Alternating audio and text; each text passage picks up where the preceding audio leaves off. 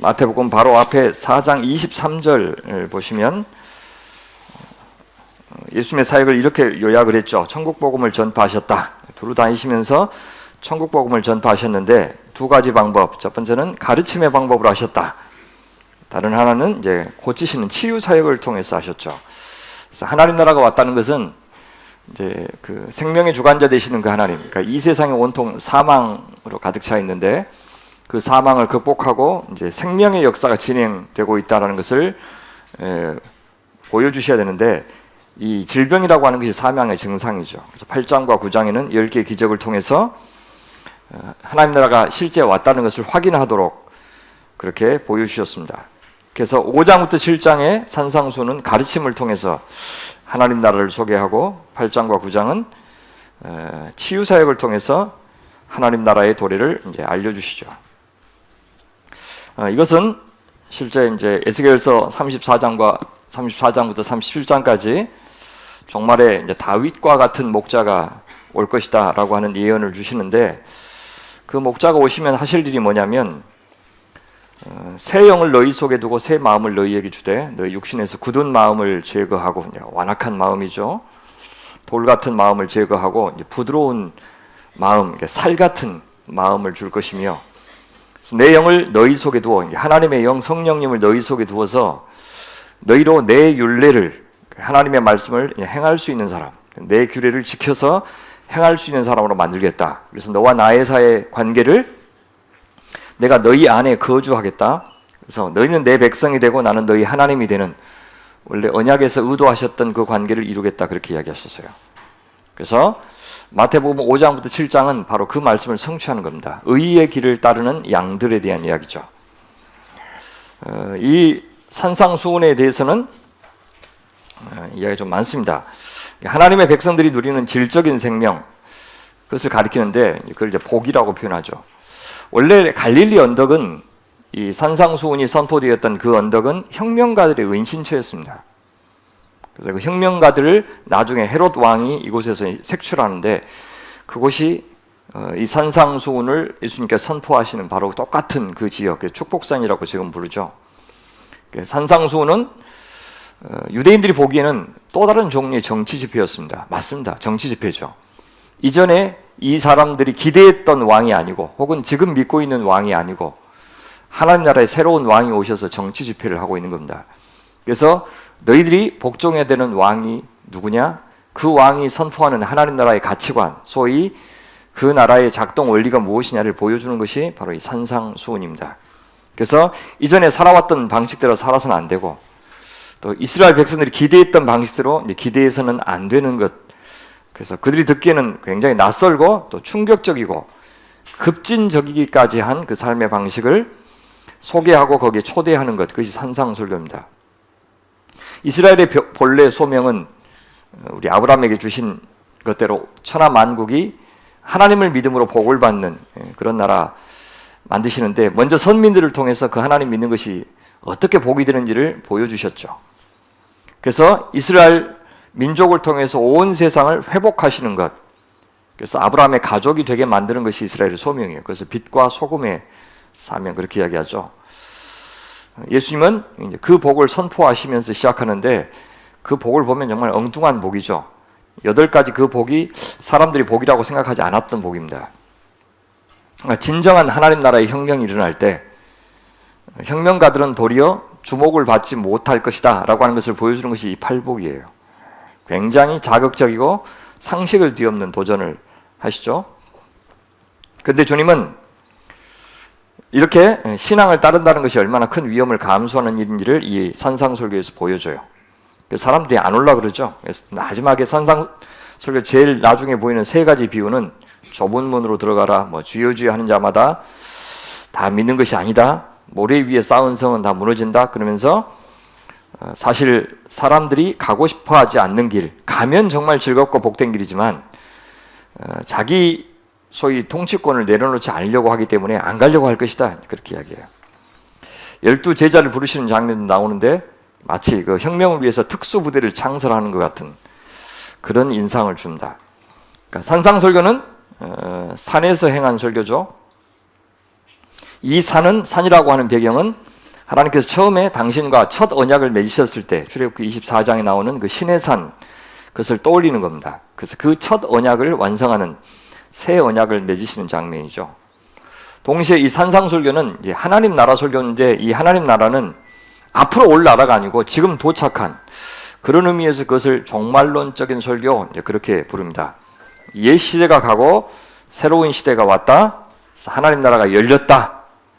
그래서 이제 과거에서 계속해서 예고되었던 그 나라가 왔는데 그 나라에 어울리는 새로운 삶의 방식이 무엇이냐라고 하는 요구하는 그런 것입니다. 이것은 이상적인 설교가 아니라 실제 실천할 수 있는 설교입니다.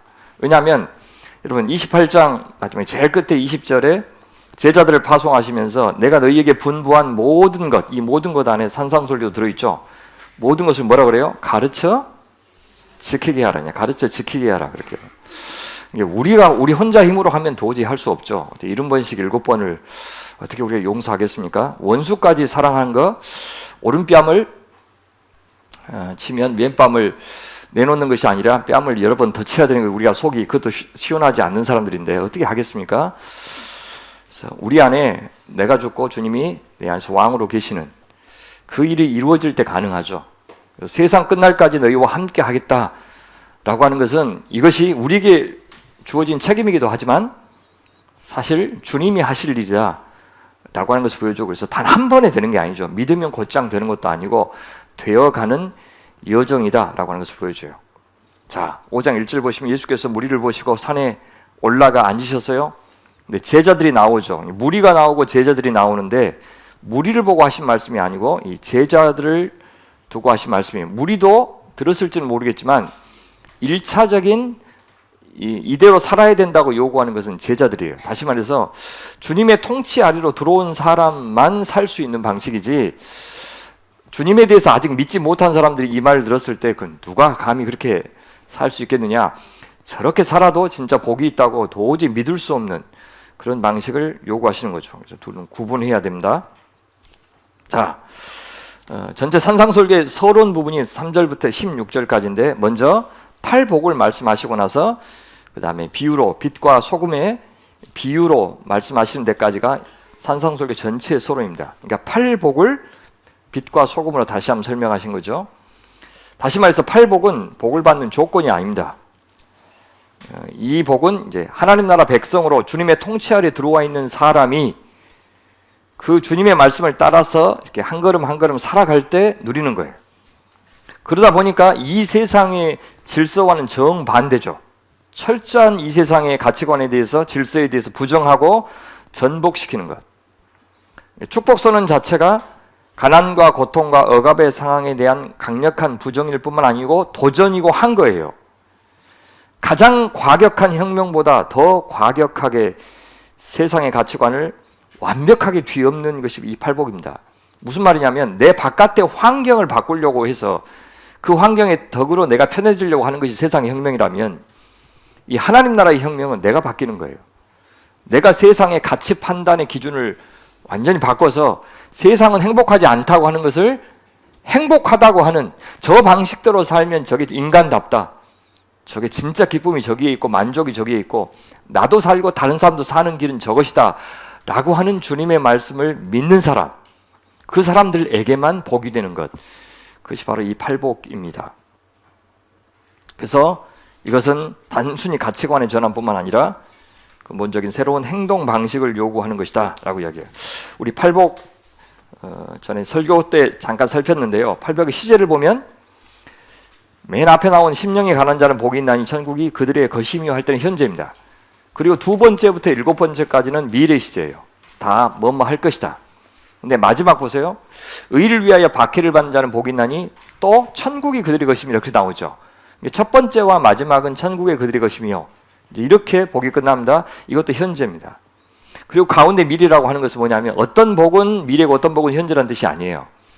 현재에서부터 미래까지 계속해서 이 복이 이어진다라고 하는 것을 보여주는 겁니다. 특히 이 팔복은 여러 사람, 한 사람이 어쩔 때는 이 복을 누리고 어쩔 때는 저 복을 누리고 그게 아니고 이 8가지가 사실 하나의 복입니다. 주님의 통치 아래 살면은 바로 이 8가지 다양한 양상의 복을 우리가 동시에 누릴 수 있다라는 것을 보여줘요. 우리 갈라디아서 5장에 보면 여러분 성령의 열매가 나오죠. 성령의 열매는 하면서 몇 가지가 나옵니까? 맞아요. 9가지가 나옵니다. 근데 그 9가지가 나오면은 성령의 열매들은 그렇게 나와야 되게 맞겠죠. 근데 단수로 나와요. 그 말은 뭐냐면 어떤 사람한테는 사랑과 희락과 화평과 이렇게 하는데 어떤 사람은 다 열매를 맺는데 희락의 열매는 없다. 그건 불가능하다는 겁니다. 다른 8가지는 맺는데 사랑의 열매만 없는 그런 사람, 이런 것은 없죠. 성령의 사람이면 그 9가지 열매가 다 맺힌다. 팔복도 마찬가지입니다.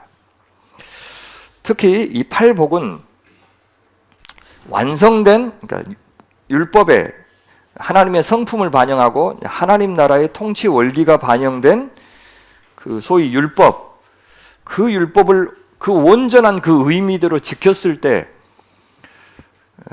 그 관계에서 누린 것을 이제 의라고 부른대요. 의, 그죠?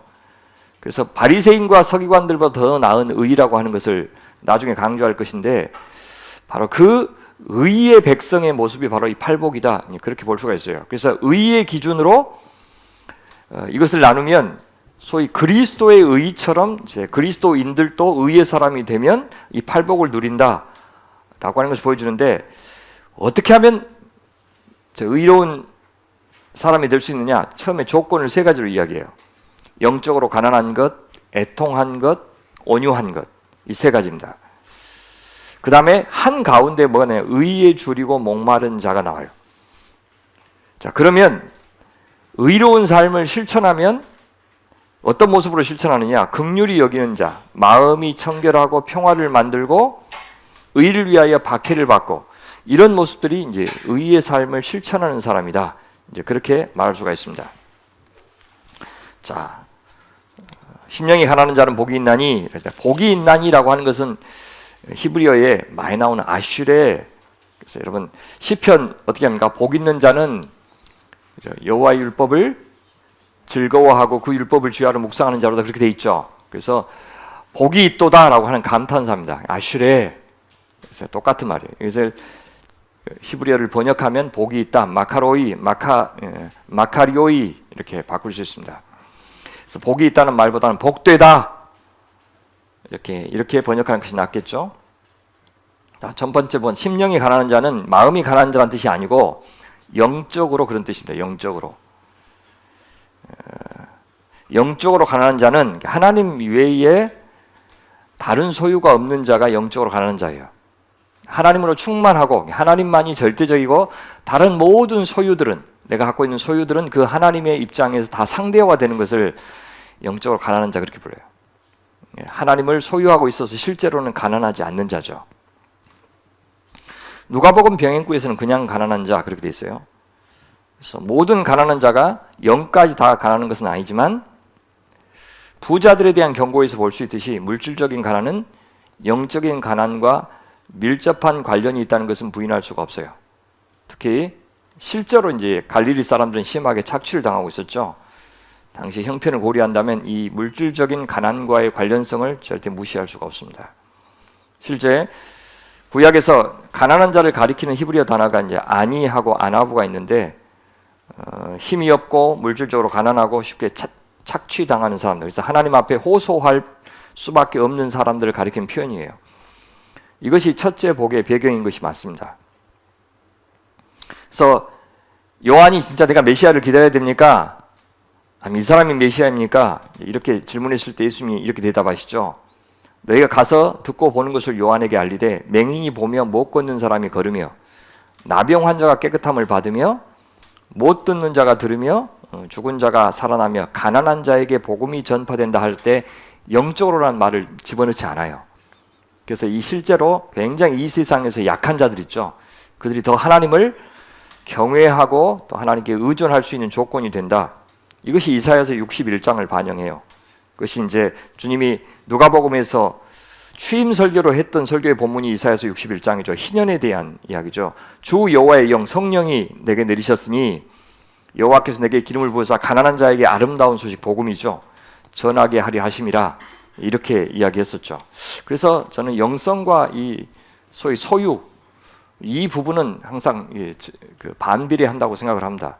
이 세상에서 얼마나 내가 갖고 있는 삶의 조건들을 상대화시키느냐, 그 문제가 결국 주님과 더 가까워지고, 주님과 가까워진다는 말은 다른 지체들과 가까워진다는 뜻이에요. 지체들과 연결되는 것은 내가 갖고 있는 이 소유를 절대화해서 이것으로 내 영향력, 내 힘, 내 명성, 이걸 만들려고 하는 시도가 죽을 때까지 계속되죠. 우리는 그것들이 얼마나 나로부터 이거 선물이라고 여기고 은혜라고 여기는지 그 태도가 모든 것을 결정합니다. 그래서 심령이 가난하다, 영과의 관계에서 가난하다. 천국이 그들의 것이며 현재 시제를 쓰고 있다고 그랬죠. 자, 두 번째 복 볼까요? 애통하는 자는 복이 있나니 그들이 위로를 받을 것이요. 애통한다는 것도 아까 가난한 거하고 비슷합니다. 이 세상의 가치관에 내가 영합하지 않는 결과로 당하는 압제, 고통, 혹은 절망적인 현실, 혹은 상실, 여기서 오는 슬픔, 이것이 애통입니다. 그러니까 내가 내 죄 때문에 애통하는 문제가 아니에요. 사회적인 조건을 가리킵니다. 이 세상과 이 세상에 굴복하지 않기 위해서 당하는 불이익을 가리키는 겁니다.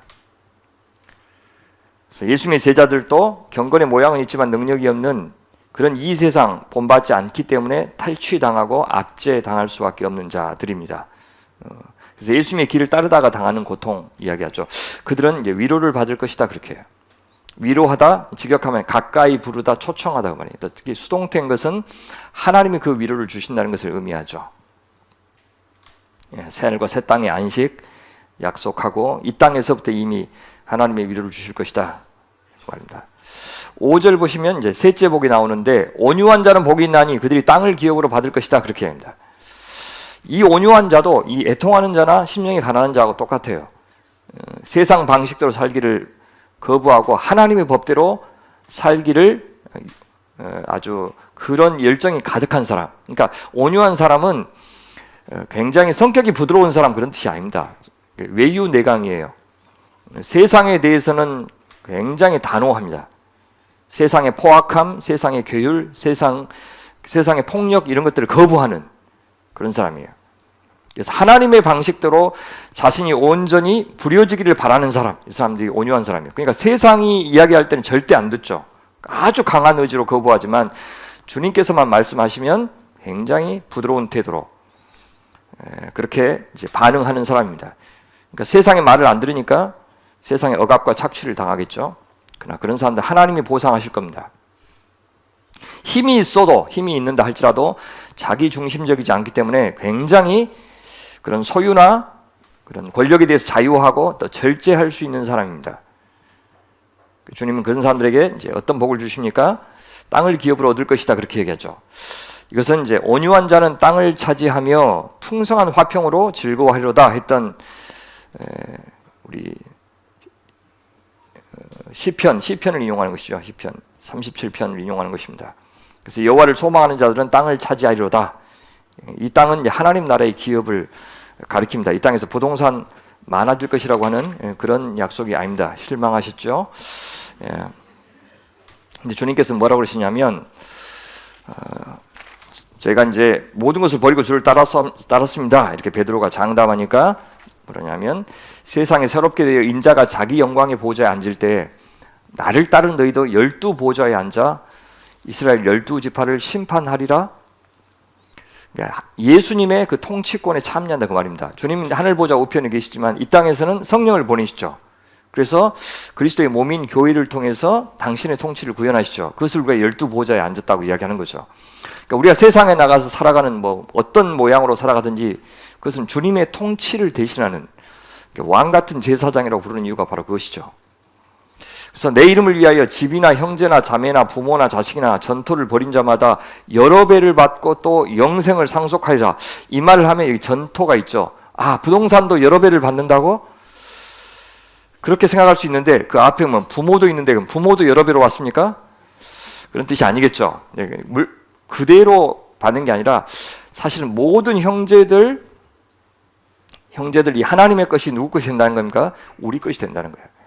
그래서 이 땅에 있는 모든 것들의 소유가 주님의 것이니까 사실 하나님의 백성으로 그분을 주인으로 모시고 살면 세상에 존재하는 모든 것들이 사실 나를 위해서 기여하는 것이 된다 그 말입니다.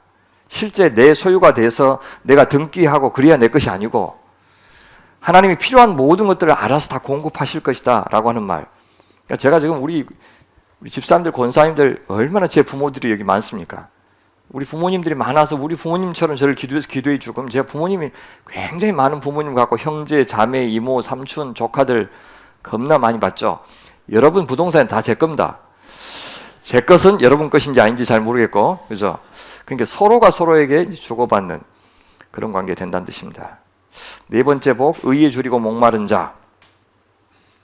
그들은 배부를 것이다. 그렇게 이야기하죠. 이 의가 이제 산상수훈의 주요 주제라 그랬죠. 하나님과 자기 백성 사이의 인격적인 교제, 거기에 근거한 하나님의 뜻이 이루어지는 것, 이것은 의라 그럽니다. 그래서 하나님 나라와 그 의를 구하는 사람, 그래서 하나님의 뜻만 오로지 이루어지기를 간절히 줄이고 목마른 사람들은 배부를 것이다. 이것도 영적인 배부름을 가리키죠. 이 땅에서 이미 시작된 여호와의 잔치에 참여할 것이다 그 말입니다. 다섯 번째, 긍휼히 여기는 자는 복이 있나니 그들이 긍휼히 여김을 받을 것이며, 이 긍휼도 마태복음의 대단히 중요한 핵심적인 주제라고 그랬습니다. 왜? 마태복음이 이야기하는 예수님은 바로 긍휼이 많은 목자 예수님이기 때문입니다. 그래서 가난한 마음으로 시작된 그리스도인의 어떤 조건이 긍휼의 마음으로 완성이 됩니다. 사랑은 자비로운 자, 이렇게 번역하는 것이 훨씬 좋은데요. 긍휼히 여기는 자는 자비로운 자. 그래서 구약의 소위 율법의 본래 정신이 헤세드, 자비입니다. 핵심이에요. 그래서 주님이 나중에 뭐라 그러냐면, 외식하는 서기관들과 바리새인들이여, 내가 박하와 회향과 근처의 11조는 참 잘 드린다. 근데 율법의 더 중한 바, 진짜 핵심인 정의와 긍휼, 이 긍휼이 여기에요. 자비예요. 긍휼과 믿음을 네가 저버렸도다. 이것도 행하고 저것도 버리지 말아야 된다. 그렇게 이야기해요. 나중에 뒤에 보면 하나님께 이미 우리는 자비를 받았으니 원수에게까지 자비를 베풀어야 된다. 그렇게 말씀하셔요. 주님은 이 해와 비를, 그죠? 햇빛과 비를 의인과 악인 모두에게 다 베풀어 주시는데 너희도 그렇게 해야 된다라고 얘기해요. 그래서 심령이 가난한 자는 이렇게 마음이 넉넉하죠. 그래서 마음 가는 대로 행해도 좋을 사람이 되는 겁니다. 그래서 뒤에 보면 너희는 가서 내가 긍휼을 원하고 제사를 원하지 아니하노라 하신 뜻이 무엇인지 배우라. 그렇게 하신 말씀도 있죠. 그래서 율법의 핵심이 바로 제사보다는 긍휼이다. 그 사람이 긍휼을 받을 것이다. 긍휼히 여김을 받을 것이다. 이렇게 주님 앞에 나중에 받아들여짐을 받을 것이다 그 말이죠. 나보다로 주여 주여 하는 자마다 다 천국에 들어가는 것이 아니고, 다만 하늘에 계신 내 아버지의 뜻대로 행하는 자를 들어간다 할 때 그 아버지의 뜻대로 행하는 것이 바로 내가 긍휼을 원하고 제사를 원치 않는다. 이것이 아버지의 뜻이에요. 그래서 교회 일을 하든지 세상 일을 하든지 항상 이 일이 어떻게 할 때 자비를 베푸는 일이 되는지 늘 생각해야 되겠죠. 여섯 번째 볼까요? 마음이 청결한 자, 진실하고 두 마음을 품지 않는 것, 악한 의도를 품지 않는 것, 그것이 깨끗하고 단순한 마음이에요. 그래서 하나님께 단순하게 또 전적으로 충성하는 마음이 청결한 겁니다. 그래서 마음이 청결하다 할 때 마음은 이제 문법적으로 보면 역격인데 마음과의 관계에서 청결한 자 그 말입니다. 나중에 이제 마태복음 23장 가면요, 외식하는 서기관들과 바리새인들이여 그러면서 내가 잔과 대접의 겉은 깨끗이 하되 그 안에는 탐욕과 방탕으로 내가 가득한도다. 눈먼 바리새인이여 너는 먼저 안을 깨끗이 하라. 그리하면 겉도 깨끗하리라. 그렇게 이야기하죠. 그럼 하나님을 볼 것이다. 하나님과 거리낌 없는 교제를 나눌 것이다 그 말이에요. 정결하고 거룩한 자만 거룩하신 하나님을 배울 수 있기 때문에 그렇습니다. 그분과 막힘없는 교제를 나눌 것이다. 생명의 풍성함을 누릴 것이다 그 말이죠. 실제 요한계시록 22장 3절 보면은 새하늘과 새 땅이 임했을 때 그의 종들이 그를 섬기며 그의 얼굴을 볼 터이요 또 그의 이름도 그들의 이마에 있으리라 해서 그들의 얼굴을 볼 터이요, 하나님의 얼굴을 배울 수 있는 사람이 하나님의 백성이죠. 이제 일곱 번째 복 한번 볼까요? 화평하게 하는 자, 피스메이커입니다. 화평을 만드는 자, 직역하면 그들이 복이 있나니 그들이 하나님의 아들이라 일컬음을 받을 것이다 하는 말은 하나님의 아버지가 하시는 일이 바로 화평을 만드는 일이다. 이제 그것을 보여줍니다. 그래서 나중에 제사 드리는 것보다 훨씬 더 중요한 것이 바로 화목하는 것이라는 말이 나오죠. 이 화평, 평화, 이 말은 물론 구약에서 온 말이에요. 샬롬, 그죠? 근데 로마도 자기 선전 문구로 썼다 그랬죠. 로마가 가장 강조하는 것이 평화입니다. 우리한테 복종하면 너희들이 평화를 이룰 것이다. 지금 미국이 요구하는 것이 그것이죠. 그죠? 미국이 하사하는 평화. 우리 말 잘 듣고 우리가 요구하는 대로 조공을 바치면 난 너희들 전쟁하지 않겠다. 그게 이제 로마가 말하는 평화인데, 그 로마의 평화를 떠올릴까봐 원래 이 화평하게 하는 자라고 하는 말은 헬라어에 없어요. 그러니까 신조어를 만든 거예요. 로마가 쓰던 말을 그대로 쓰면 로마의 평화로 오해할까봐 그리스도의 평화는 그런 게 아니다라고 하는 것을 변증하기 위해서 그렇게 써요. 그래서 평화를 만드는 사람 혹은 평화를 행하는 사람 이렇게 번역하는 것이 좋겠죠. 팍스 로마나의 거짓을 꿰뚫어 보고 진짜 평화를 가르쳐 주는 겁니다. 그것은 어떤 방법이냐? 보복을 금하고 원수를 사랑하고 심지어 원수를 위해서 나 자신을 희생하는 것. 그건 예수님이 보여주신 거죠. 주님, 저들이 하는 것을 잘 모릅니다. 저들을 용서해 주십시오. 이 기도를 예수님이 드렸고 나중에 스데반이 드리죠. 그 스데반의 기도의 결과로 사도 바울이 그 자리에 있던 회심하는 것을 볼 수 있죠. 원수를 위해서 기도해 준 겁니다. 악인과 선인에게 해를 비추고 또 의로운 자와 불의한 자에게 비를 내리시는 그 하나님을 믿는 자만 할 수 있는 바로 그런 것입니다. 그러면 하나님의 아들이라 일컬음을 받을 것이다. 누구한테요? 세상한테. 하나님이 인정해 주신다는 말보다 세상이 너 하나님의 아들답구나, 이렇게 세상이 그리스도인들을 평화를 행하는 사람들이라고 말하게 될 때 우리는 맛을 잃지 않는 소금이 되고 세상을 비추는 빛이 될 것입니다. 여덟 번째 복, 의를 위하여. 또 의가 나오죠. 의를 위하여 박해를 받는 자는 복이 있나니 천국이 그들의 것이며 라고 이야기합니다. 박해를 받은, 이게 완료형인데 그 말은 무슨 말이냐면 현재도 박해를 받고 있는 그 말이죠. 계속해서 박해를 받아오고 있는 자들은 의를 위하여 아니고 의 때문에 그렇게 번역해야 됩니다. 의 때문에 박해를 받아온 자들은 복이 있나니, 그렇게. 세상과 타협하지 않는 그들의 방식은 때로는 세상과의 불화를 유발할 수밖에 없고 또 그들을 불편하게 하는 대가로 핍박을 받는 것이 당연하겠지만 디모데후서 3장 12절에 그랬죠. 그리스도 예수 안에서 경건하게 살고자 하는 자는 박해를 받으리라, 그렇게 얘기하죠. 그럼에도 불구하고 그 길을 선택하는 자들은 뭐예요? 천국이 그들의 것입니다. 왜요? 이 의가, 바로 이런 식의 의가, 의 때문에 고난을 받는 것은 지금 의를 행해서 호강하고 있고 사람들한테 인정받고 있는 바리새인과 서기관보다 더 나은 의이기 때문에 그런 겁니다. 그래서 바리새인과 서기관은 바로 그 의 자체이신 예수님을 박해하고 죽였어요. 왜요? 자기의 의보다 예수님의 의가 더 높아져서 사람들한테 칭송을 받으니까 그걸 못 참고 예수님을 죽여버린 거죠. 자, 그걸 11절, 12절에서 이제 팔복을 이렇게 적용합니다. 한마디로요, 이 팔복을 사는 삶은 뭐냐? 나로 말미암아. 앞에서는 의를 위하여 그랬는데 이제는 예수님 자기로 말미암아 너희를 욕하고 박해하고 거짓에서 너희를 거슬러, 그렇게 이야기하죠. 예수님이 의라는 말이죠. 예수님을 따른다는 말은 의를 따른다는 말이에요. 그래서 너희를 세상이 욕하고 박해하고 거짓으로 너희를 거슬러 모든 악한 말을 할 때에는, 네가 그런 취급을 받을 때는 너희에게 복이 있나니 이미 복을 받고 있는 것이다, 그 말이에요. 그래서 기뻐하고 즐거워하라. 예수님 때문에 당하는 불이익에 대해서는 기뻐하고 즐거워하라. 그게 내가 하나님의 백성인 것을 입증하기 때문이다, 그렇게 이야기해요. 이것이 사실 이제 빌립보서 1장에서 사도 바울이 하신 말씀이기도 합니다.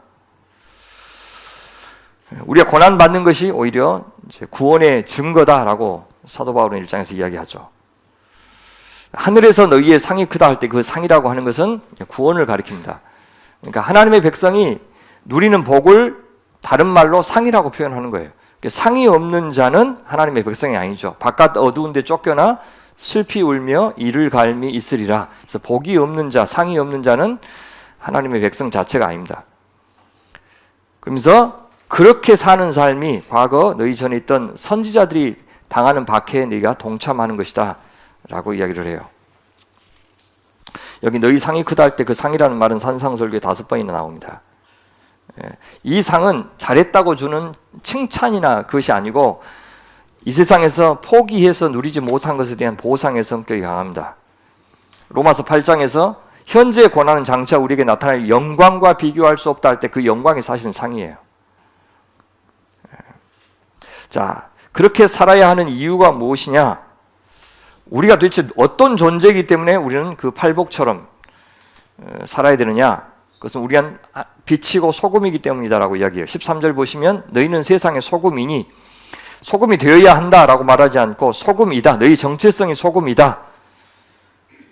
그러니까 팔복처럼 살면 너희가 바로 소금의 역할을 할 수 있다고 말이죠. 소금이 많이 그 맛을 잃으면 무엇으로 짜게 하리요?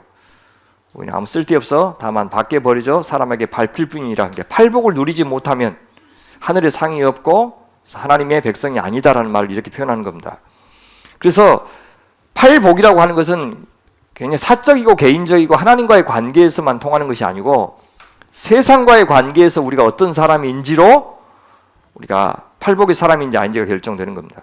그래서 우리가 팔복을 누리면 세상에게도 도움이 되는 거죠. 소금이 세상에게 도움이 되듯이 복이라고 하는 것이 이제 기복주의는 뭐냐면 하나님을 닮지 않는 복, 하나님의 성품과 어울리지 않는 복을 구할 때 그걸 기복주의라고 그래요.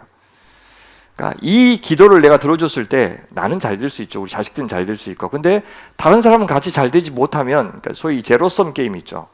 이렇게 하면 하나님 나라 복이 아니에요. 다시요, 우리 그리스도인들은 하나님 덕 봐서 세상이 못 누리는 것을 우리는 더 차별적으로 누리는 것이 복이 아닙니다. 하나님이 주시는 모든 복은 생명이라고 그랬죠. 그래서 내가 생명이 충일해질 때 옆에 사람들도 다 같이 복을 받는 거예요.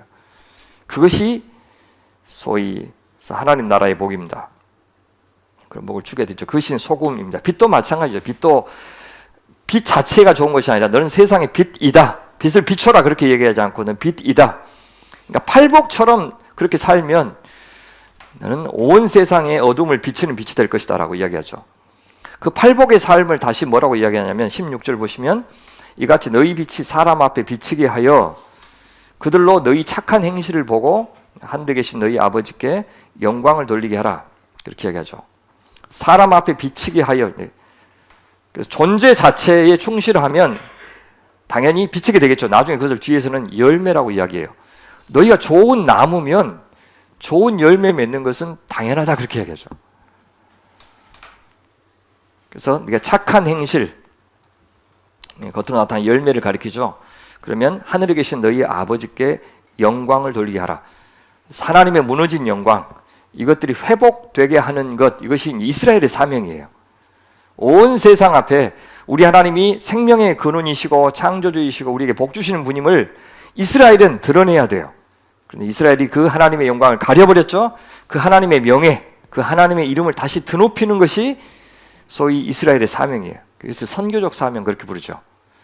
그래서 우리가 하나님의 백성답게 살아갈 때, 더 나은 의의 사람으로 살아갈 때 우리도 복을 받지만 그런 열매를 보고 하나님께서도 영광을 받죠. 우리가 복을 받는다는 말이 바로 이 영광을 받는다는 말과 같습니다. 그렇게 말씀하시죠. 근데 이제 우리 시대는 자꾸 우리가 빛이 아니면서 자꾸 빛을 비추려고 그러니까 그것이 문제인 거죠. 특히 여기 착한 행실이라고 얘기하죠. 선한 행실입니다. 직역하면 선한 행실. 네, 나중에 이제 부자 청년한테 선한 분은 하나님 뿐이시다라고 예수님이 대답하죠. 다시 말해서 이 선한 행실은 하나님을 닮은 사람의 행실, 하나님의 긍휼, 하나님의 은혜, 하나님의 거룩, 그것이 담겨져 있는 행실을 가리키지 윤리적으로 착한 행실을 의미하지 않습니다. 그래서 율법의 그 온전한 정신이 구현되는 그런 모습을 착한 행실로 묘사한 거죠. 그렇게 살 때, 그런 존재가 될 때 우리는 세상의 소금과 빛이 될 수 있다라고 이야기합니다. 특히 너희 아버지라는 표현이 나오죠. 그래서 제자들이 하나님의 아들이라고 하는 사실을 여기서 말해주는 겁니다. 그래서 하나님의 아들 예수님의 삶을 그래서 본받아야 되죠. 자, 5장 17절부터 이제 길게 7장 12절까지가 이제 본론인데, 먼저 17절부터 20절까지가 본론의 요직격으로 앞으로 본론에서 할 이야기들을 요약해서 이야기한 다음에 산상설교의 이제 본론에서는 세 가지를 이야기합니다. 옛날 율법에서는 뭐라고 그랬지만 나는 뭐라고 이야기한다 하면서 율법을 다시 해석해 주는 것이 6개 나와요. 그 다음 꾸러미는 어떤 꾸러미냐면 유대인들이 이제 경건이라고 생각했던 것이 세 가지가 있습니다. 하나는 금식, 하나는 기도, 하나는 구제. 이 세 가지에 대해서 하나님의 백성들이라면 어느 정도 수준으로 해야 하나님의 백성에 어울리느냐, 이것을 해석을 해주고요. 마지막에는 이제 돈에 대한 이야기합니다. 이 세상 살 때 돈과의 관계에서, 재물과의 관계에서 우리가 어떤 태도를 취하는 것이 하나님의 백성에게 어울리느냐, 이 세 가지를 이야기해 줘요. 이야기하기 전에 우리 17절부터 20절까지 요직격으로 이야기하는 거 같이 한번 읽어볼까요? 17절부터 20절 시작. 내가 율법이나 선지자를 폐하러 온 줄로 생각하지 말라. 폐하러 온 것이 아니요 완전하게 하려 함이라. 내가 진실로 너희에게 이르노니 천지가 없어지기 전에는 율법의 1.1획도 결코 없어지지 아니하고 다 이루리라. 그러므로 누구든지 이 계명 중에 지극히 작은 것 하나도 버리고 그같이 사람을 가르치는 자는 천국에서 지극히 작다 일컬음을 받을 것이요, 또 누구든지 이를 행하며 가르치는 자는 천국에서 크다 일컬음을 받으리라. 내가 너희에게 이르노니 너희 의가 서기관과 바리새인보다 더 나았지 못하면 결코 천국에 들어가지 못하리라. 그렇게 그러니까 목자 예수님을 닮은 양들이 될 것을 요구하시죠. 예. 여기 보시면 내가 율법이나 선지자를 폐하러 온 줄로 생각하지 말라. 율법이나 선지자는 구약 성경 전체를 가리킵니다. 폐하러 온 것이 아니에요. 그냥 율법과 선지자도 다 하나님의 성품을 반영하고 또 하나님 나라의 원리라고 그랬죠. 그래서 그 법을 법 정신에 따라서 지킬 것을 구약에서부터도 요구하셨어요. 법에는 실정법이 있고 자연법이 있습니다. 자연법이 법 정신이죠. 여러분, 실정법을 따라서 판단하는 것을 보통 대법원, 그다음에 고등법원, 지방법원 이렇게 얘기합니다. 1심, 2심, 3심 하는 것은 실정법 갖고 따지는 거예요. 근데 법 정신을 가지고 따지는 것이 헌법재판소입니다. 그래서 헌법재판소는 이 법 정신에 맞게 이 시대에도 여전히 이 법이 유효하느냐 그렇지 않느냐를 따지는 거예요. 그래서 과거에는 예를 들어서 동성, 동본 결혼이 금지되어 있었죠. 그리고 장남한테만 상속해주는 법이 있었죠. 그렇죠? 그런 법들이 과거에는 통했는데 법 정신에 비추어 봤을 때 우리 시대에도 여전히 저것이 유효하냐?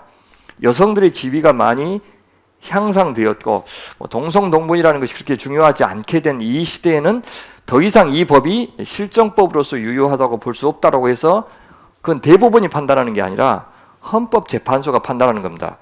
그래서 헌법재판소의 이 재판관들은 실정법을 다루는 것이 아니고 이 법이 이 시대에 맞는지를 두고 판단하는 거예요. 그러니까 이 두 가지가 다 존재하는 나라가 그렇게 많지가 않아요. 왜냐하면 독일 같은 나라들이 이제 미국이 독일을 다시 한번 재건하면서 2차 대전 이후에 이 헌법재판소를 거기에 두었는데 그 이유가 뭐냐면 히틀러의 이 무법한 이 통치를 정당화해 준 것이 바로 이 소위 법원이었어요. 그래서 나치가 청산되면서 제일 먼저 심판받았던 사람들이 재판장들이에요. 모든 것을 이 소위 나치의 통치를 정당화해 줬어요. 그리고 거기에 저항하는 사람들은 다 사형, 보네포 목사님 같은 사람들은 다 사형에 시키고, 그래서 법만 있어서는 안 되겠다 해가지고 헌법재판소를 거기다가 만들어 준 겁니다. 우리나라도 사실은 이제 87 체제 이후에 처음으로 생겼어요. 왜냐하면 그 이전에 모든 독재가 법원에 의해서 막 간첩 조작도 생기고 그랬죠. 그래서 87년 이후에 우리나라 아주 최근에 생긴 것이 헌법재판소입니다. 예수님도 마찬가지예요. 법 정신을 따라서 지키기를 요구하는 것이니까 율법은 폐기된 게 아니고 폐지된 거예요. 폐기는 원래 잘못되었기 때문에 없어지는 것이고 폐지는 뭐냐면 법 정신은 살아있고 실정법은 더 이상 지킬 필요가 없다 그 말이에요. 그렇죠? 예수님께서 가져오신 새 시대에 어울리게 그 법이 다시 적용되어야 한다라고 하는 뜻으로 말씀하신 거죠. 그래서 완전하게 하려고 한다라고 할 때 이 완전하다는 이 단어 말레는 물병에 이제 물컵에 물이 반쯤 채워져 있는데 완전히 채울 때, 그래서 궁극적인 목적을 성취하다 이제 그런 뜻이에요. 주님께서 어느 정도 성취하냐면 18절 천지가 없어지기 전에는 율법의 1.1획은 히브리 알파벳 중에서 이 쉼표 같이 생긴 거 있죠. 이걸 요드라고 부르는데 그 가장 작은 알파벳 하나까지도 그 말입니다. 1.1획도 결코 없어지지 않고 내가 다 이룰 것이다 그렇게. 19절 그래서 하나님의 의지가 그러니까 누구든지 이 계명 중에 지극히 작은 것 하나라도 이 요도 하나라도 그 말 알파벳 하나라도 버리고 소홀히 여기고 또 그같이 다른 사람을 가르치는 자는 바리새인과 서기관들을 염두에 둔 말이죠. 천국에서 지극히 작다 일컬음을 받을 것이란 말은 천국은 들어가지만 작다 일컬음을 받는다는 말이 아니에요. 너희들이 작게 생각하면서 버렸지 너희들도 작다고 해가지고 너희도 버릴 거야 그 말이에요. 천국에 못 들어간다 그 말입니다. 누구든지 이를 행하며 가르치는 자는 천국에서 크다 일컬음을 받으리라 하면서 들어간다 그 말이죠. 그래서 주님께서 그 기준으로 나중에 마태복음 21장에서 뭐라고 그러시냐면 세리들과 창녀들이 너희는 여기 문맥에서 대제사장들과 백성의 장로들을 가리켜 너희들보다 먼저 하나님 나라에 들어갈 것이다 라고 이야기합니다. 그러면서 하신 말씀이 20절에 내가 너희에게 이르노니 너희 의가 네가 율법을 지켜서 얻는 그 의가 서기관과 바리새인 율법을 가르치는 자들이죠. 더 나았지 못하면 결코 천국에 들어가지 못하리라 하는 것은 서기관과 바리새인들이 하나님의 율법을 작게 만들고 어떤 것들은 사소하게 만들고 어떤 것들은 버려버리고 자기 취향에 맞게 지킬 것과 지키지 않는 것, 그렇죠? 그것을 자기들 마음대로 정했다는 거죠. 그리고 마치 주님께서 원래 주셨던 의도보다도 자기들이 정한 기준 가지고 자기 만족에 생각했어요. 그리고 그 법을 아예 몰라서 못 지키는 사람들보다 자기들이 우위에 있다고 상대적인 비교를 통해서 자기들은 훨씬 더 거룩하다, 경건하다 그렇게 생각했어요. 그런 사람들은 천국에 들어갈 수 없다, 그렇게 들어가지 못하리라 그렇게 얘기하죠. 그렇다면 여기 의라고 하는 것은 뭐겠습니까? 앞에 이야기했던 착한 행실을 가리키겠죠. 또 예수님의 통치 아래서 성령의 도움으로 맺는 성령의 열매 같은 것, 바로 그 열매 맺는 삶이 바로 의의 삶이죠. 그래서 철저하게 이 의는 예수 그리스도의 통치 아래에 있는 사람이 누릴 수 있는, 또 획득할 수 있는 것이 바로 이 의입니다. 보시면 되겠고요. 자, 이렇게 하고 난 다음에 이제 6가지 반제가 나온다고 그랬습니다. 그러니까 율법을 완성했다고 하는 것이 무슨 뜻이냐? 더 나은 의의가 무슨 말이냐? 이것을 이제 6가지 예를 들어서 설명을 하는데 패턴이 똑같아요. 옛사람에게 말한 바, 첫 언약에서 말한 바 그 말이죠. 말한 바, 말해진 바 직역하면. 근데 뭐라고 너희가 들었으나 나는 너희에게 이르노니 하면서 예수님이 권위적으로 이것을 해석하셔요. 이 산상순이 끝난 다음에 사람들이 예수님의 권위에 굉장히 놀랐는데, 왜냐하면 보통 랍비들은 이렇게 안 가르쳐요. 그러니까 내가 이렇게 해석한다라고 하는 법이 없습니다. 랍비들은 훌륭한 랍비일수록 더 많은 다른 훌륭한 랍비들의 말을 인용해요. 어떤 랍비는 이렇게 말했고 어떤 랍비는 이렇게 말했고 이렇게 말했다. 그러니까 이것이다 라고 이야기하지 내 생각은 이렇다라고 말하는 법은 없어요. 근데 예수님은 내가 진실로 내가 너희에게 이르노니 라고 하면서 아멘 아멘이에요. 사실 진실로가 직역하면 아멘 아멘. 그러니까 이 말씀은 진실합니다, 옳습니다 라고 자기가 말을 해요. 본인이 이야기하면 누가 이거 맞는 말이네요, 참 설득력 있네요 그렇게 칭찬해 주던데, 예수님은 자기가 먼저 이거 진실하다라고 말하면서 시작하니까 얼마나 권위 있어요. 그렇죠? 그래서 주님께서 그렇게 해석해 주시는데, 자, 옛사람에게 말해진 바라고 하는 게 반제 관계가 어떤 식의 반제 관계인지에 대해서 학자들이 좀 이견이 있는데, 너희들이 잘못 해석했는데 사실 원래 해석은 이렇다, 이런 뜻인지, 아니면 구약은 이랬는데 신약에 와서는 이렇다는 말인지, 이 두 가지가 좀 섞여 있어서 사실 고민입니다. 왜냐하면 이 사람들이 본래 하나님께서 풍성하게 주신 의도를 굉장히 축소시켜서 지켰던 경향이 있어요. 근데 원래 풍성한 의도는 이것이다 라고 하는 뜻으로 하신 말씀이 있고, 또 하나는 뭐냐면 구약에서는 이렇게 말했지만 신약에 와서는 아예 이것이 필요 없게 되었다. 그 정신만 남고, 맹세 같은 게 그거죠. 구약에서는 맹세가 잘못된 건 아니죠. 근데 아예 예수님 시대는 뭐라 그럽니까? 이제 맹세 자체를 하지 말라 그렇게 이야기해요. 그러니까 어떤 것들은 그 뜻을 밝혀주는 것도 있고, 어떤 것은 이제는 안 해도 된다 라고 하는 것들이 이제 섞여 있는 것만 좀 구분하시면 좋겠습니다. 자, 첫 번째 볼까요? 자, 살인하지 말라. 누구든지 살인하면 심판을 받게 되리라 그렇게 말했지. 구약에 출애굽기 20장, 신명기 5장 인용하면서 말씀하시죠. 근데 이 살인하지 말라는 것은요, 최소한의 법이에요. 하한선이에요. 그러면 살인하지 말면, 살인만 안 하면은 자기들이 잘 산다 그렇게 말할 수 있는 게 아니죠. 살인하지 말라는 말은 원래 의도가 뭡니까? 이웃을 사랑하라, 하나님을 사랑하라고 하는 명령을 실천하는 것이 훨씬 더 의도죠. 그러니까 살인만 안 하면 모든 걸 다 괜찮다가 아니라 그 말씀을 준 의도는 그것은 하한선이고 저 위에는 사랑해야 되겠죠. 난 너희에게 말한다. 뭐라고 하냐면 이제 새 언약의 시대, 새 시대에는 그 기준이 어떻게 됩니까?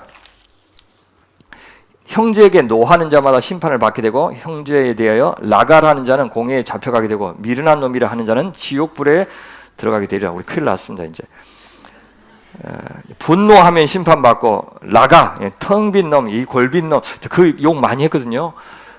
이 골빈 놈, 너 생각이 있냐 없냐? 그러면 공회에 잡혀간대요. 그 다음에 미련한 놈은 직역하면 바보입니다. 바보. 이 바보야, 이 멍청아. 그 욕을 진짜 많이 했는데 그럼 지옥불에 들어간다. 큰일 났습니다. 사실은 어떤 한 사람을 그 사람이 잘못할 수도 있고 그렇지만 그 사람을 아예 없는 사람 취급하는 거죠. 인격이 아닌 사람 취급을 하는 것. 우리가 분노가 많으면 저 사람 아예 존재할 필요도 없는 사람으로 우리가 정해버리죠. 하나님이 사실 필요해서 이 땅에 보내셨고 여전히 사랑하시고 그에게 해와 비를 내려주시는데 여전히 기다리고 계시는데 내가 만지 그 사람 포기하는 경우가 있죠. 포기하고 싶어지는 사람들이 많이 있죠. 우리 전두환 대통령도 그렇고 윤석열 대통령도 그렇고 김건희 씨도 그랬고 저 어디를 봐서 내가 사랑해야 되는가 싶을 만큼 심란한데 주님은 또 일하고 계신다니까 알아서 하시라고. 그렇죠? 지금은 좀 제가 마음이 안 열리니까 나중에 불쌍히 여겨질 때가 있을지 몰라도 너무한다 싶어요. 어떻게 이렇게 사람들 이렇게 배려하지 않는지 그렇게 자기만 알고 그러는지 몰라서 참 힘들다 그런 생각이 들어요. 그 사람 지지하는 사람도 좀 이해가 안 되고 좀 그렇습니다. 예. 자, 두 번째 23절 보시면 그렇게 이제 살인하지 않는 정도가 아니라 그런 사람들하고 어떻게 되냐면 그러면 예물을 제단에 드리려다가 거기서 내 형제에게 원망하는 들을 만한 일이 생각나거든 예물을 제단 앞에 두고 먼저 가서 형제와 화목하고 그 후에 와서 예물을 드리라. 그래서 이 화해하고 싶은 사람이 누구냐면 앞에 그 골빈 놈 바보 이제 이렇게 이야기했던 사람이죠. 사실 쉬운 명령이 아닌데요. 저 갈릴리에서부터 예루살렘까지 와서 제사 드리려고 한데 그게 딱 생각나면 다시 갈릴리로 가란 말이에요. 근데 그렇게 할지언정 그렇게 용서하지 못한 마음으로는 나한테 드려야 소용이 없다 이제 그 말입니다. 너를 고발하는 자와 함께 길에 있을 때 그 말은 무슨 말이냐면 이 사람이 잘못했죠. 누구한테 고발을 들을 정도로 잘못한 사람이 주님 앞에 나와서 예배하면 안 받으신다 그 말입니다. 그래서 먼저 가서 어떻게 해요? 길에서 있을 때 급히 사화하라. 화해해야 되죠. 그 고발하는 자가 너를 재판관에게 내어주고 재판관이 옥리에게 내어주어 오게 가둘까 염려하라. 진실로 내게 이르노니 네가 한 푼이라도 남김없이 다 갚기 전에는 결코 거기서 나오지 못하리라. 그렇게 이야기하시죠. 그래서 형제 화해하는 것이 얼마나 급하고 중요한지 미룰 일이 아니다 라는 것을 보여주고 사실 때를 놓치면 화해할 수도 없고 결국 하나님께도 받아들이지 않아서 영원한 심판을 받게 된다 라고 이야기합니다. 그래서 우리가 생이 다 했을 때 마지막에 하고 싶은 일이 화해죠. 용서고 또 용서를 빌고 싶고 그래서 고맙다는 말도 하지만 참 돌아가신 분들 마지막 그렇게 보면 미안하다는 말씀을 참 많이 하셔요. 그렇죠? 구체적으로 그런 것들이 저도 이제 마지막 인생을 보내신 분들에게 직접 만날 수는 없지만 하나님 앞에 생각나거든. 좀 그 회개하는 그런 시간 가지시라고 그렇게 당부하는 이유가 바로 이것 때문입니다. 자, 두 번째 반제는 이제 간음에 대한 이야기입니다. 또 간음하지 말라 하였다는 것을 너희가 들었으나 하면서 구약에는 실제 육체적인 간음만 이제 이야기하는데 주님은 전혀 새로운 기준을 제시합니다. 원래 간음하지 말라고 하는 그 명령의 의도가 그것이었어요. 난 너희에게 이르노니 음욕, 동기죠. 음욕을 품고 여자를 보는 자마다 마음에 이미 간음한 것이다 라고 이야기합니다. 이 간음에 이르게 하는 그 통로가 뭐냐면 눈이죠. 눈. 그래서 만일 네 오른 눈이 너로 실족하게 하거든 빼어버리라. 과장법을 썼죠. 내 백체 중 하나가 없어지고 온몸이 지옥에 던져지지 않는 것이 유익하며, 간음하고도 자기가 하나님 앞에 회개하지 않으면 지옥에 가게 되는데, 그렇게 지옥에 갈 바에는 내가 그 간음에 이르게 하는 그 눈이 없는 것이 차라리 낫다 그 말이죠.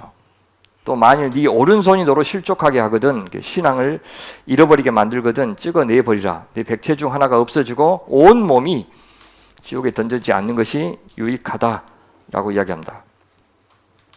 특히 성을 욕구의 문제가 아니라 인격의 문제로 접근해야 된다고 말씀하신 것, 그러니까 성도 이웃 사랑의 영역이다라고 말씀하신 거죠. 그래서 인간을 욕구 충족의 대상으로만 절대 삼아서는 안 된다. 이 시대 경종을 울리는 말씀이죠.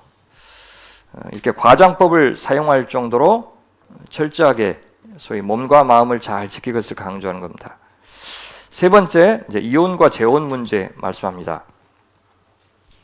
31절 보시면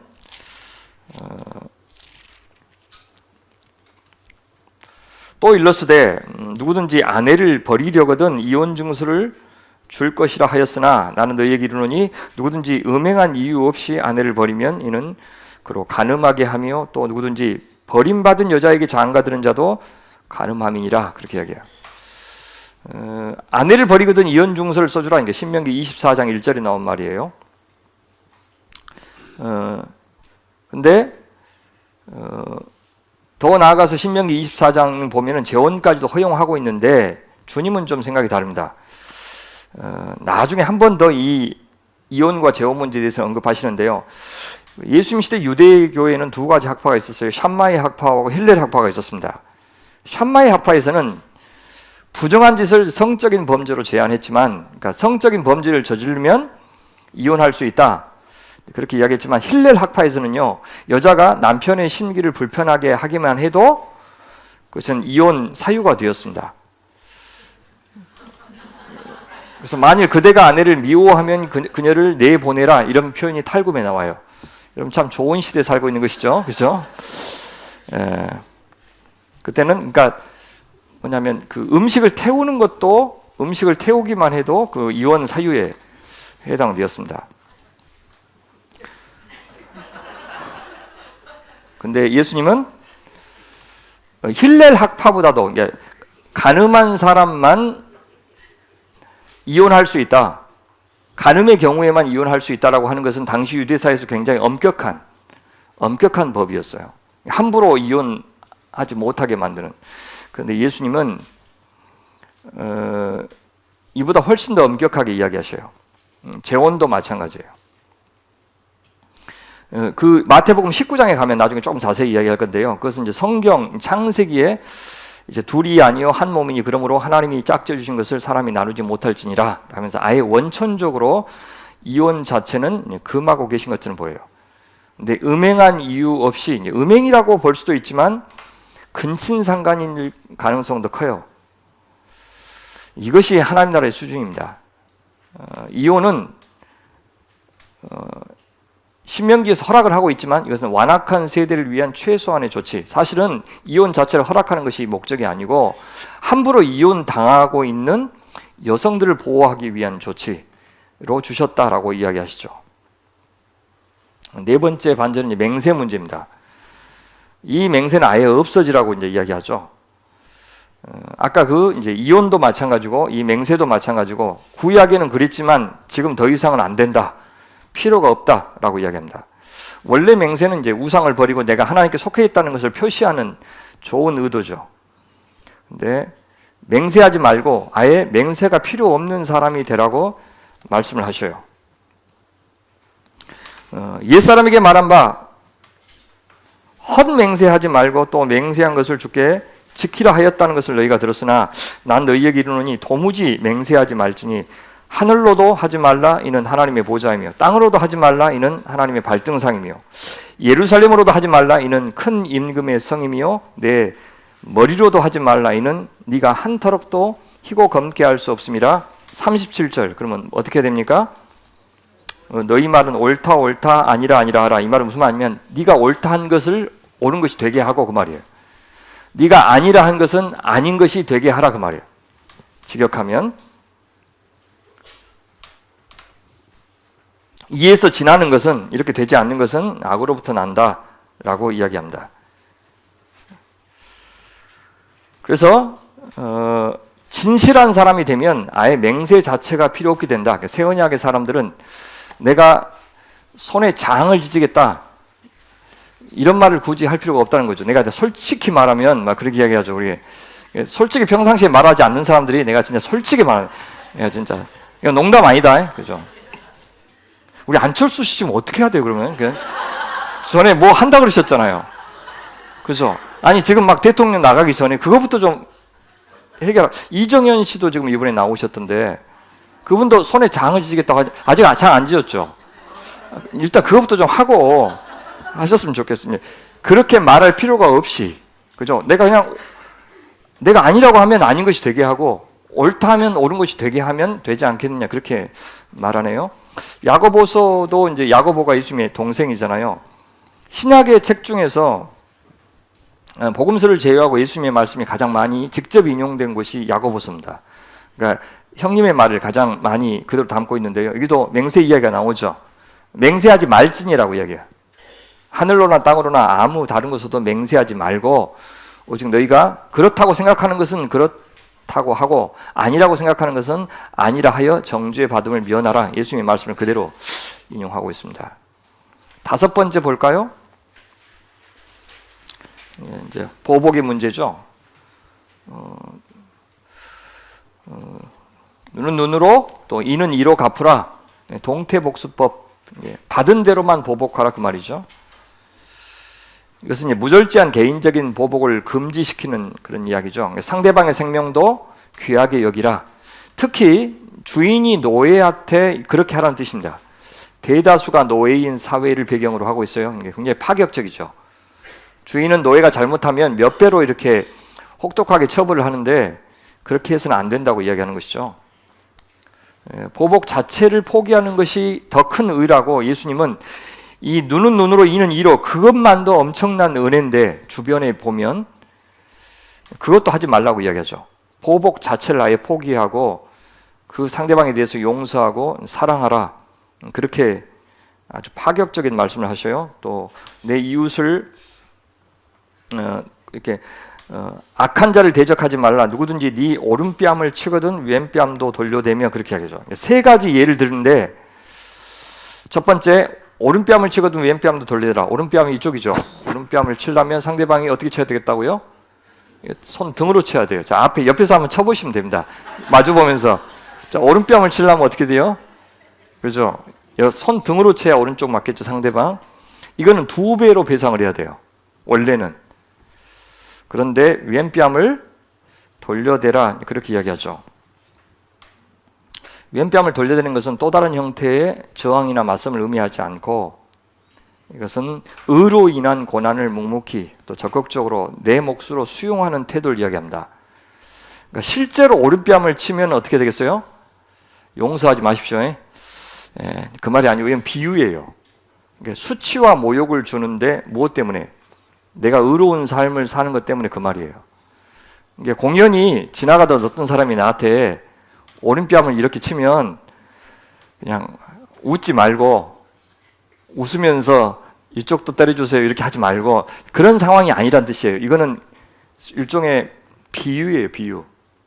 그러니까 내가 그만한 일을 당할 만한 것이 아닌데 의롭게 산 대가로 내가 당하는 고난에 대해서 그 말이에요. 그래서 이걸 이제 악용하는 사람들도 있죠. 절대 그렇게 내 몫으로 수용하는 태도가 실패도 아니고 내가 져야 될 십자가로 여기면서 보복하지 않고 화평을 만들어 가라 그 말입니다. 두 번째는 뭐냐면 두 번째 이해는 자 나를 고발하는 사람 이야기죠. 너를 고발하여 속옷을 가지고자 하는 자에게 겉옷까지도 가지게 하며 라고 해요. 보통 유대법에서 겉옷은 압류 대상이 아닙니다. 담보로 받을 수는 있지만 저녁이 되면 곧장 돌려줘야 돼요. 그래서 속옷을 요구한 겁니다. 자, 부당한 요구에 대해서 그가 기대한 것보다 훨씬 더 큰 호의를 베풀므로써 상대방을 압도하라고 하는 요구죠. 참 힘들죠. 보복은 말할 것도 없고 도리어 더 사랑하라고 그러죠. 그러니까 beyond expectation, 상대방이 원하는 것보다 훨씬 더 해줘라, 그렇게 이야기하죠. 누가복음은 오히려 그 반대로 이야기해요. 겉옷을 달라는 자에게 속옷까지 주라, 그렇게 말합니다. 다음에 세 번째 예는 뭐냐면, 누구든지 너로 억지로 오리를 가게 하거든 그 사람과 심리를 동행하라. 로마 군인들이 이렇게 강제 징발하는 그런 상황을 염두에 둔 거죠. 여러분, 구레네 시몬에게 예수님의 십자가 갑자기 지라고 명령했던 그 상황 아시죠? 그 상황은 비슷합니다. 상대방이 심리를 동행하라는 말은 상대방이 나를 대우하는 것에 따라서 나를 그대로 정의하지 말라는 겁니다. 상대방이 나를 노예처럼 또 피지배국의 백성으로 함부로 대하더라도 그래서 내 신분이 그것이다라고 그냥 최종적으로 규정하지 말고, 나는 어때요? 나는 하나님의 백성이다. 너희들이 나를 아무리 그 세상적인 조건 가지고 판단하더라도 나는 하나님의 백성이다 라고 내 정체성은 주님과의 관계에서 따로 정하라는 겁니다. 그래서 자기의 품위와 자존심을 지키라, 그 말이죠. 세상에 내가 올바르게 행동했는데 막 악플을 달고 비난하고 그런 경우가 있죠. 당연히 속상하죠. 근데 세상이 내민 기준과 조건에 따라서 함부로 기죽지 말고 하늘의 신령한 복을 누리고 있는 사람으로서의 자긍심을 갖고 살라, 이제 그 말입니다. 다음 네 번째는 뭐냐면, 내게 구하는 자에게 주며 내게 꾸고자 하는 자에게 거절하지 말라. 그 말은 가난한 자들과 연대하라. 그렇게 하면서 세상의 부당한 제도에 대해서 저항하라, 그 말입니다. 두 가지를 다 해야 되겠죠. 세상의 부당한 제도를 저항하면서 동시에 그 제도의 희생자들과 함께 연대하는 것. 그 앞에 5장 7절에서 자비로운 삶, 그죠? 긍휼을 베푸는 삶을 살라고 한 그 뜻과 같죠. 악에게 악으로 대적하는데 그치지 않고 악한 자조차도 선으로 대적하라, 그 말이죠. 희생적인 선함으로 그들의 악행을 드러내는 역할도 있겠죠. 십자가의 원리, 은혜의 원리, 이것이 승리의 길인 것을 알아라, 그렇게 얘기하죠. 여기 셋째와 넷째, 다섯째 반제는 결혼 맹세 보복인데, 이것들은 다 구약과 상충되거나 혹은 그것을 폐하지 않는, 원래 그 이면에 좋은 뜻을 드러내주는, 문자를 초월하는 이제 그런 의미가 있습니다. 여섯 번째 한번 볼까요? 내 이웃을 사랑하고 내 원수를 미워하라. 그런 말을 들었지만 원수도 사랑하라, 그렇게 이야기하죠. 유대인들은 이 이웃을 사랑할 때 이웃을 이제 동료 유대인들에게만 한정했어요. 그리고 굉장히 폭이 좁았습니다. 근데 주님은 이방인들까지 사랑하라, 거기에 그치지 않고 네 원수까지 사랑하라, 그렇게 이야기합니다. 난 너희에게 이르노니 너희 원수를 사랑하며 너희를 박해하는 자를 위하여 기도하라. 이것이 이제 앞에서 이야기했던 온전함입니다. 이제 45절, 이같이 한즉 하늘에 계신 너희 아버지의 아들이라니. 하나님의 아들, 앞에 어떤 사람이 하나님의 아들이라 일컬음을 받는다 그랬어요? 평화를 만드는 자가 복이 있다, 그렇게 얘기하죠. 바로 이렇게 할 때 진짜 하나님 나라의 샬롬을 누릴 수 있다. 그러니까 십자가의 길만이, 용서와 사랑과 긍휼만이 평화를 만드는 첩경이다 라고 이야기해요. 나중에 예수님께서 다시요, 너희를 박해하는 자를 위하여 기도하라, 그렇게 얘기하죠. 이 모든 것들은 사실 기도할 때, 하나님께 보복을 맡길 때, 그래서 독점적인 복수권을 하나님께만 양도할 때 이것을 가능하다라고 이야기해요. 사람의 힘으로는 안 된다는 뜻이죠. 그래서 이같이 한즉 하늘에 계신 너희의 아버지의 아들로 인정받는다, 그 말입니다. 왜요? 하나님 아버지가 어떤 분이니까 하나님이 그 해를 악인과 선인에게 비추시고 또 비를 의로운 자와 불의한 자에게. 그러니까 여기 악인과 불의한 자는 누구냐면 원수입니다. 원수. 하나님이 자기를 대적하고 있는 원수에게 그렇게 지금도 사랑하는 방식을 너희도 배워라. 아니, 너희도 원수였을 때 그 하나님의 오래 참음과 사랑 때문에 지금 하나님의 아들이 되지 않았느냐. 긍휼히 여기는 자만 긍휼히 여김을 받을 수 있다. 이제 그 말씀을 하고 싶은 거죠. 그리고 다시 한번 이야기하죠. 너희가 너희를 사랑하는 자를 사랑하면 무슨 상이 있으리요? 하면서 누굴 이야기하냐면 세리를 이야기해요. 그 다음에 이방인을 이야기해요. 이방인도 이같이 한다. 너희 형제에게만 무난하면 잘해주면 남보다 더한 것이 무엇이냐. 이방인도 이 정도는 한다. 그러니까 사랑이라고 하는 것의 정의를 다시 새롭게 하고 있습니다. 세리와 이방인들의 사랑, 그것과 성도의 사랑은 완전 다르다는 겁니다. 그러니까 세리와 이방인들의 사랑은 뭐냐면 결국 나중심적인 사랑이에요. 이렇게 사랑해서 나한테 돌아올 것이 무엇이냐, 저 사람이 나한테 얼마나 기여했느냐, 거기에 따라서 갚아주는 것은 사랑이 아니다 그 말입니다. 세상은 그 정도만 해도 잘한다고 그러죠. 근데 하나님의 사랑은, 하나님 나라의 사랑은 이니셔티브가 나한테 있는 게 아니에요. 내가 먼저 하나님의 사랑을 받았기 때문에 그 사랑을 사실 갚는 거죠. 그러니까 내 이웃에게 사랑하는 것이 사실 하나님께 갚는 것이죠. 그래서 하나님한테 내가 잘해서 무슨 거래를 먼저 터서 그분한테서 뭔가 얻어낼 수 있는 것이 아니죠. 하나님과의 관계에서. 그렇듯이 내 이웃과의 관계에서도 내게 돌아올 것을 생각하고 사랑하는 것은 사랑이 아니다 라고 사랑의 새로운 정의를 내려주시고 있습니다. 왜? 그것이 바로 더 나은 의이기 때문에.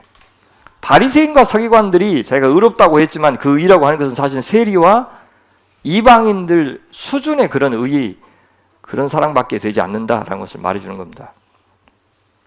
그래서 이 살인, 간음, 사랑, 첫째, 둘째, 여섯 번째 이 반제의 공통점은 뭐냐면 구약을 폐지하지 않는다는 것, 그것이 특징입니다. 원래 의도를 끌어내는 것이죠. 자, 정리합시다. 48절. 그래서 어떻게 살라는 겁니까? 이 48절이 산상설교 전체의 주제요 결론입니다. 레위기 19장 2절을 반영하고 있는데요. 48절 말씀. 그러므로 하늘에 계신 너희 아버지의 온전하심 같이 너희도 온전하라. 레위기서 19장은 너희는 거룩하라. 나 여호와 너희 하나님이 거룩함이니라. 이 거룩함이라고 하는 것은 타자성을 가리켜요. 그러니까 완전히 구별되었다는 거죠. 세상과 하나님은 구별되었다. 전혀 다른 방식, 전혀 다른 차원을 이야기하죠. 그럼 너희들도 온전하라는 말은 완벽하라는 뜻이 아니고 이 세상과 구별된 다른 차원, 다른 방식으로 살아라 그 말입니다. 이건 관계론적인 온전함을 가리키는 것이죠. 굉장히 이 온전함이라고 하는 것이, 완전함이라고 하는 것이 역설적인데요. 왜냐하면 구별을 강조해요. 세상과 구별될 만큼 전혀 다른 가치관과 소망을 품어야 온전해질 수 있어요. 동시에 나누면 안 돼요. 이웃과 원수를 나누지 않고 사랑하고 의인과 악인을 나누지 않고 자비를 베풀고, 그렇죠. 어떤 점에서는 나눠야 되지만 어떤 점에서는 나누면 안 되죠.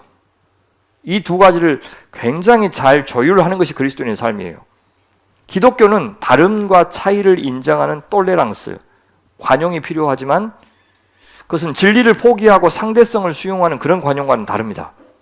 사랑으로 인내하는 관용이고 모든 인간이 갖고 있는 연약함에 대한 관용일 뿐 진리에 대한 불가지론 때문에 취하는 관용은 아닌 겁니다. 그래서 온전함이 더 큰 의, 하나님과 예수님과의 관계에서만 이룰 수 있는 것, 그렇게 이제 볼 수가 있습니다.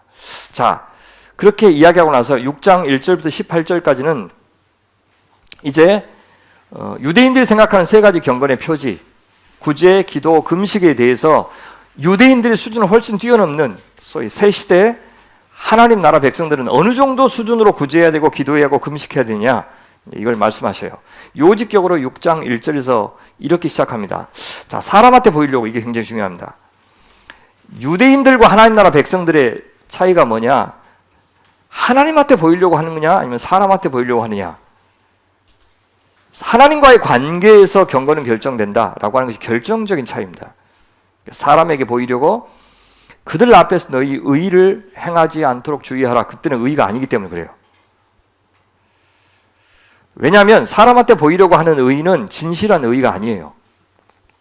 나한테 주어지는 어떤 이득을 생각하면서 보이는 경건의 모양만 꾸미는 것이죠. 존재 자체 혹은 그 사람이 그 존재를 갖고 맺는 관계 자체는 하나도 변하지 않은 채, 성품은 바뀌지 않은 채 명성만 얻으려고 하는 것이죠. 그래서 주의하라. 왜요? 그렇지 아니하면, 너 그렇게 살지 않으면 구원 없다. 그 말을 어떻게 표현하냐면 너희 하늘에 계신 너희 아버지께는, 하늘에 있다는 말은 무슨 말이냐면 관점의 문제예요. 하늘나라가 여러분 그냥 단순히 공간적인 하늘이 아니라 그랬죠. 하나님의 이름을 대신하는 개념만 아니고 이 세상에 유한하고 없어지는 것, 그것과 정반대되는 절대적인 가치, 영원한 것. 그래서 하늘에 계신 너희 아버지라고 하는 것은 하나님 나라 백성들의 시선은 바로 이 땅에 있는 이 세상의 통치자들이 만든 그런 시선이 아니고 저 하늘에 계신 전혀 다른 차원, 다른 방식의 삶을 요구하는 그분의 관점을 가져야 된다. 그래서 하늘에 계신이란 말이 거기서 들어가는 겁니다. 너희 아버지께 상을 얻지 못한다, 이건 구원받지 못한다는 뜻이에요. 특히 이 보이려고, 사람에게 보이려고 할 때 보이려고 한 단어가 이 세아오마이라는 단어인데요. 여기서 세아트라는 단어, 극장이라는 단어가 여기서 나왔어요. 그러니까 사람에게 보이려고 한다는 그 말은 뭐냐면 극장 무대에서 선 것처럼 쇼하는 것을 이야기해요. 사람들 앞에서 쇼하지 말라 그 말이죠. 사람한테 보이려고 하지 말라. 그러면 앞에는 분명히 너희 빛이 사람 앞에서 비치게 해라. 그래서 하나님 앞에 영광을 돌리게 해라. 그렇게 이야기했는데 그럼 이건 모순이 아닙니까? 아니에요. 우리가 제자들이 하나님 앞에서 의를 행하게 되면 저절로 그 선한 행실이 사람 앞에 드러나죠. 그런 건 괜찮아요. 그러니까 멋있는 사람이 돼야 되지 멋 부리는 사람이 되지 말라 그 말이에요. 속에 있는, 그죠? 속에 있는 것들이 나오는 사람이 되어라. 이제 그런 뜻으로 하신 말씀입니다. 자, 한번 볼까요? 세 가지 구제, 금식, 기도에 대해서는 어떻게 말씀하시는지 봅시다. 자, 구제는요, 나그네 대접, 또 고아와 과부를 돌보는 것, 돈을 내는 것 다 포함하는 겁니다. 유대인들한테 구제가 굉장히 중요했어요. 지금도 안식일이 시작되는 금요일 날 저녁까지 못 판 상품들은 다 밖에 내놔요. 그래서 가난한 자들이 가져가게 내놓습니다. 그래서 그 이스라엘을 여행하는 사람들은 그 시간이 되면 그냥 상점에서 가져갈 수 있어요. 밖에 내놓는 거, 음식 같은 거. 이게 이제 구제죠. 영국에 가면 이번에도 가서 이제 제가 공부하고 살았던 곳, 그 런던에서 다녀왔는데 늘 갔던 그 슈퍼마켓 가봤어요. 갔더니 지금도 있는 게 뭐냐면 우리나라 돈으로 한 1,000원 정도 되면 식빵을 이렇게 큰 거 살 수 있어요. 근데 그거는 조금 돈 있는 사람들은 안 삽니다, 절대. 그거는 아주 길거리에서 그 주무시는 분들 있죠, 그죠? 홈리스들이 가서 사도록 아예 나라에서 품질 좋게, 그러나 굉장히 싼 값에 한 2,000원 정도면은 식빵을 이 정도 살 수 있도록 그분들 용으로 그렇게 팔아요. 그래서 이제 우리 같은 사람들, 가난한 고학생들이 많이 진짜 돈 많이 받았습니다. 근데 지금도 있더라고요. 이게 사실은 이런 구제 제도죠. 그런데 어떻게 하냐면 구제할 때에 참 좋은 일인데 외식하는 자, 이건 가면 쓴 자죠. 연극하는 자. 외식하는 자가 사람에게서 영광을 받으려고 회당과 거리에서 하는 것 같이 너희 앞에서 나팔을 불지 말라. 막 자기가 일해놓고 떠들지 말라 그 말이죠. 진실로 너희에게 이르노니 그들은 자기 상을 이미 받았냐? 누구한테요? 사람들한테 이미 상을 땅에서 받았죠. 하늘에서 받을 상이 없어요. 그래서 구제할 때 오른손이 하는 것을 왼손이 모르게 해서 내 구제함을 은밀하게 하라. 은밀한 중에 보시는 너희 아버지께서 갚으시리라 라고 말씀하셔요. 오른손이 하는 것을 왼손이 모르게 하는 것, 과장법이죠. 그렇게 할 수가 없죠. 어떻게 하면 그렇게 할 수가 있죠? 구제한다는 의식 없이 구제라는 뜻입니다. 어떻게 해요? 이건 내 것 아니다. 두 번째, 이건 나를 위한 것이 아니다. 세 번째, 이거는 하나님을 위한 것이다. 하나님 것을 하나님께 돌려드린다. 이 세 가지 의식이 있을 때 오른손이 하는 것을 왼손이 모르게 할 수 있어요. 이건 구제 아니다라고 생각을 해야 되는 겁니다. 따라서 구제의 진정한 대상은 하나님 자신인 거죠. 그렇지 않은 구제는 남이 알게 했든 모르게 했든 그건 다 내 자랑이 되는 겁니다. 남이 영광을 안 주고 찬사를 안 하더라도 나 스스로 나 자신에게 영광을 주고 대견스러워 할 것이기 때문입니다. 그것은 내가 준 상을 이미 다 받은 거예요. 그것도 하지 말라는 겁니다. 왜요? 항상 하나님은 은밀한 중에 보시기 때문에.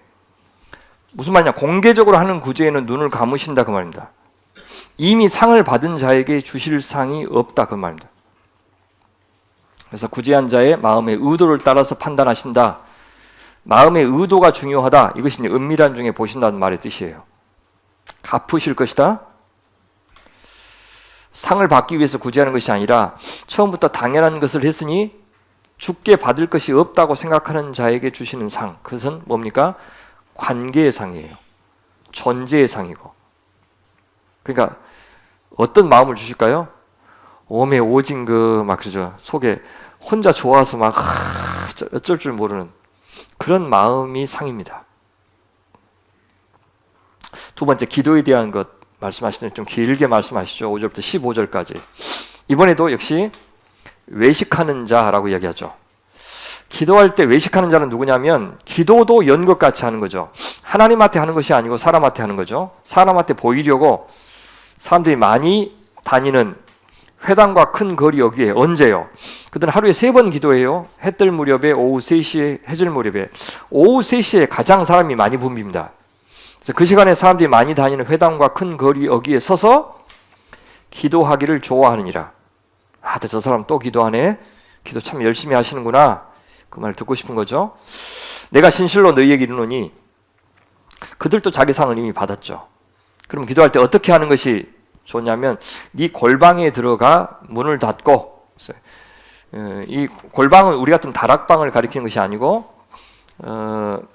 귀한 손님을 모시는 곳으로도 쓰이기도 하고요. 밀실, 창고 다양하게 쓰입니다. 이것은 공중 기도 자체를 반대하는 것은 아니고요. 자, 골방에 들어갔는데 꼭 문을 닫고 해야 되는 이유가 뭡니까? 은밀성을 더 강조하죠. 문을 닫지 않는 골방은 광장보다 더 위선적인 공간이 될 수 있기 때문에 그런 겁니다. 은밀한 중에 보시는 내 아버지께 기도하라. 은밀한 중에 계시고 또 은밀한 중에 보시고 은밀한 의도까지 다 알고 계신다 그 말입니다. 특히 내 아버지께 기도하라 하면서 기도를 받으시는 분이 네 아버지, 참 너를 사랑하고 너를 얼마나 넉넉하신 아버지냐, 그 아버지한테 꼭 꾸밀 필요가 있느냐 그 말입니다. 하나님이 다 주실 것인데 꼭 인간한테까지 그 상을 받아야 되겠느냐 그 말씀하시는 거예요. 또 기도할 때 어떻게 하지 말라 그러냐면 중언부언 하지 말라. 그렇게 기도하는 것은 이방인같이 기도하는 것이다 그렇게 얘기해요. 말을 많이 해야 들어주실 것으로 생각하는 것은 하나님을 인격체로 아는 것이 아니에요. 그것은 관계에 입각한 기도가 아니라 기계적인 중얼거림에 불과하기 때문이다 라고 얘기해요. 왜 중언부언 하지 말아야 되냐면 8절 보십시오. 그러므로 그들을 이방인들을 본받지 말라. 구하기 전에 너희에게 있어야 할 것을 하나님 너희 아버지께서 다 아시기 때문이다 그렇게 얘기해요. 이방 종교의 방법은 신을 조종하려고 하는 거예요. 열심히 기도하는 것, 많이 기도하는 것, 세게 기도하는 것, 이것으로 신을 감동시키려고 하는 것이죠. 그러니까 신의 뜻이 무엇인지에 대한 관심 없죠. 우리를 향한 신의 마음이 무엇인지에 대한 관심도 없죠. 특히 나 자신에 대한 인식도 없는 겁니다. 그러니까 기도할 때 3가지 전제가 필요한 거죠. 우선은 내 자신의 무능력을 인정하는 것. 그러니까 기도는 철저한 자기 부정이겠죠. 두 번째, 하나님의 능력을 인정하는 것. 세 번째, 하나님이 다 아신다고 하는, 내가 필요한 것과 내가 원하는 것이 있습니다. 내가 원하는 것은 내가 알지만 내게 필요한 것은 진짜 모를 수가 있습니다. 그래서 내 진짜 필요를 나보다 훨씬 더 잘 아신다는 사실을 전제하는 것. 이 3가지가 전제될 때 온전한 기도를 드릴 수 있는 것이죠. 이사야서 65장에도 주님이 그들이 부르기 전에 내가 응답하겠고 그들이 말을 마치기 전에 내가 들을 것이며 라고 이야기합니다. 그러면 자, 이방인과 구별된 기도는 어떤 기도입니까? 하나님의 자녀들다운 기도는 어떤 것입니까? 뭘 전제하라고요? 하나님에 대한 바른 이해를 전제하라고 그랬죠. 구하기 전에 있어야 될 것을 아신다. 그분은 하늘에 계신 아버지다. 그분은 거룩하신 분이다. 그분은 하나님 나라의 왕이시다. 이런 하나님에 대한 바른 이해가 있을 때 바른 기도가 나온다는 겁니다. 이것이 우상에게 기도하는 이방인들과 다른 점이죠. 자, 그러면서 가르쳐 주신 것이 뭐냐면 주기도문입니다. 그래서 9절을 보시면 그러므로 너희는 이렇게 기도하라. 8절 그 전에 그들을 본받지 말고 구하기 전에 너희에게 있어야 할 것을 하나님 너희 아버지께서 아시느니라. 아시니까 기도할 필요가 없다가 아니라 아시니까 그러므로 어떻게 기도해야 돼요? 그분이 모른다고 생각하고 그분한테 가르쳐 주려고, 하나님 잘 들어보십시오. 전에 이야기했는데 딴 생각하셨습니까? 근데 이번에는 좀 집중해서 좀 잘 들으십시오 하면서 무슨 정보를 주는 방식으로 혹은 세게 기도하거나 열심히 기도하거나 많이 기도해서 지성하면 감천한다는 생각으로, 저 하늘을 감동시키겠다는 생각으로 기도하지 말고 그 말이에요. 그분은 이미 나보다 훨씬 더 많이 아시니까 그것을 전제한다면, 그분이 또 우리를 사랑하시는 아버지라는 사실을 기억한다면, 가장 소중한 아들을 우리에게 내어주신 분이라는 것을 전제하고 기도한다면 어떻게 기도하는 것이 맞느냐, 이제 그 이야기를 하는 거예요. 그러면 이 기도가 내가 원하는 것을 얻어내기 위한 기도가 아니겠죠.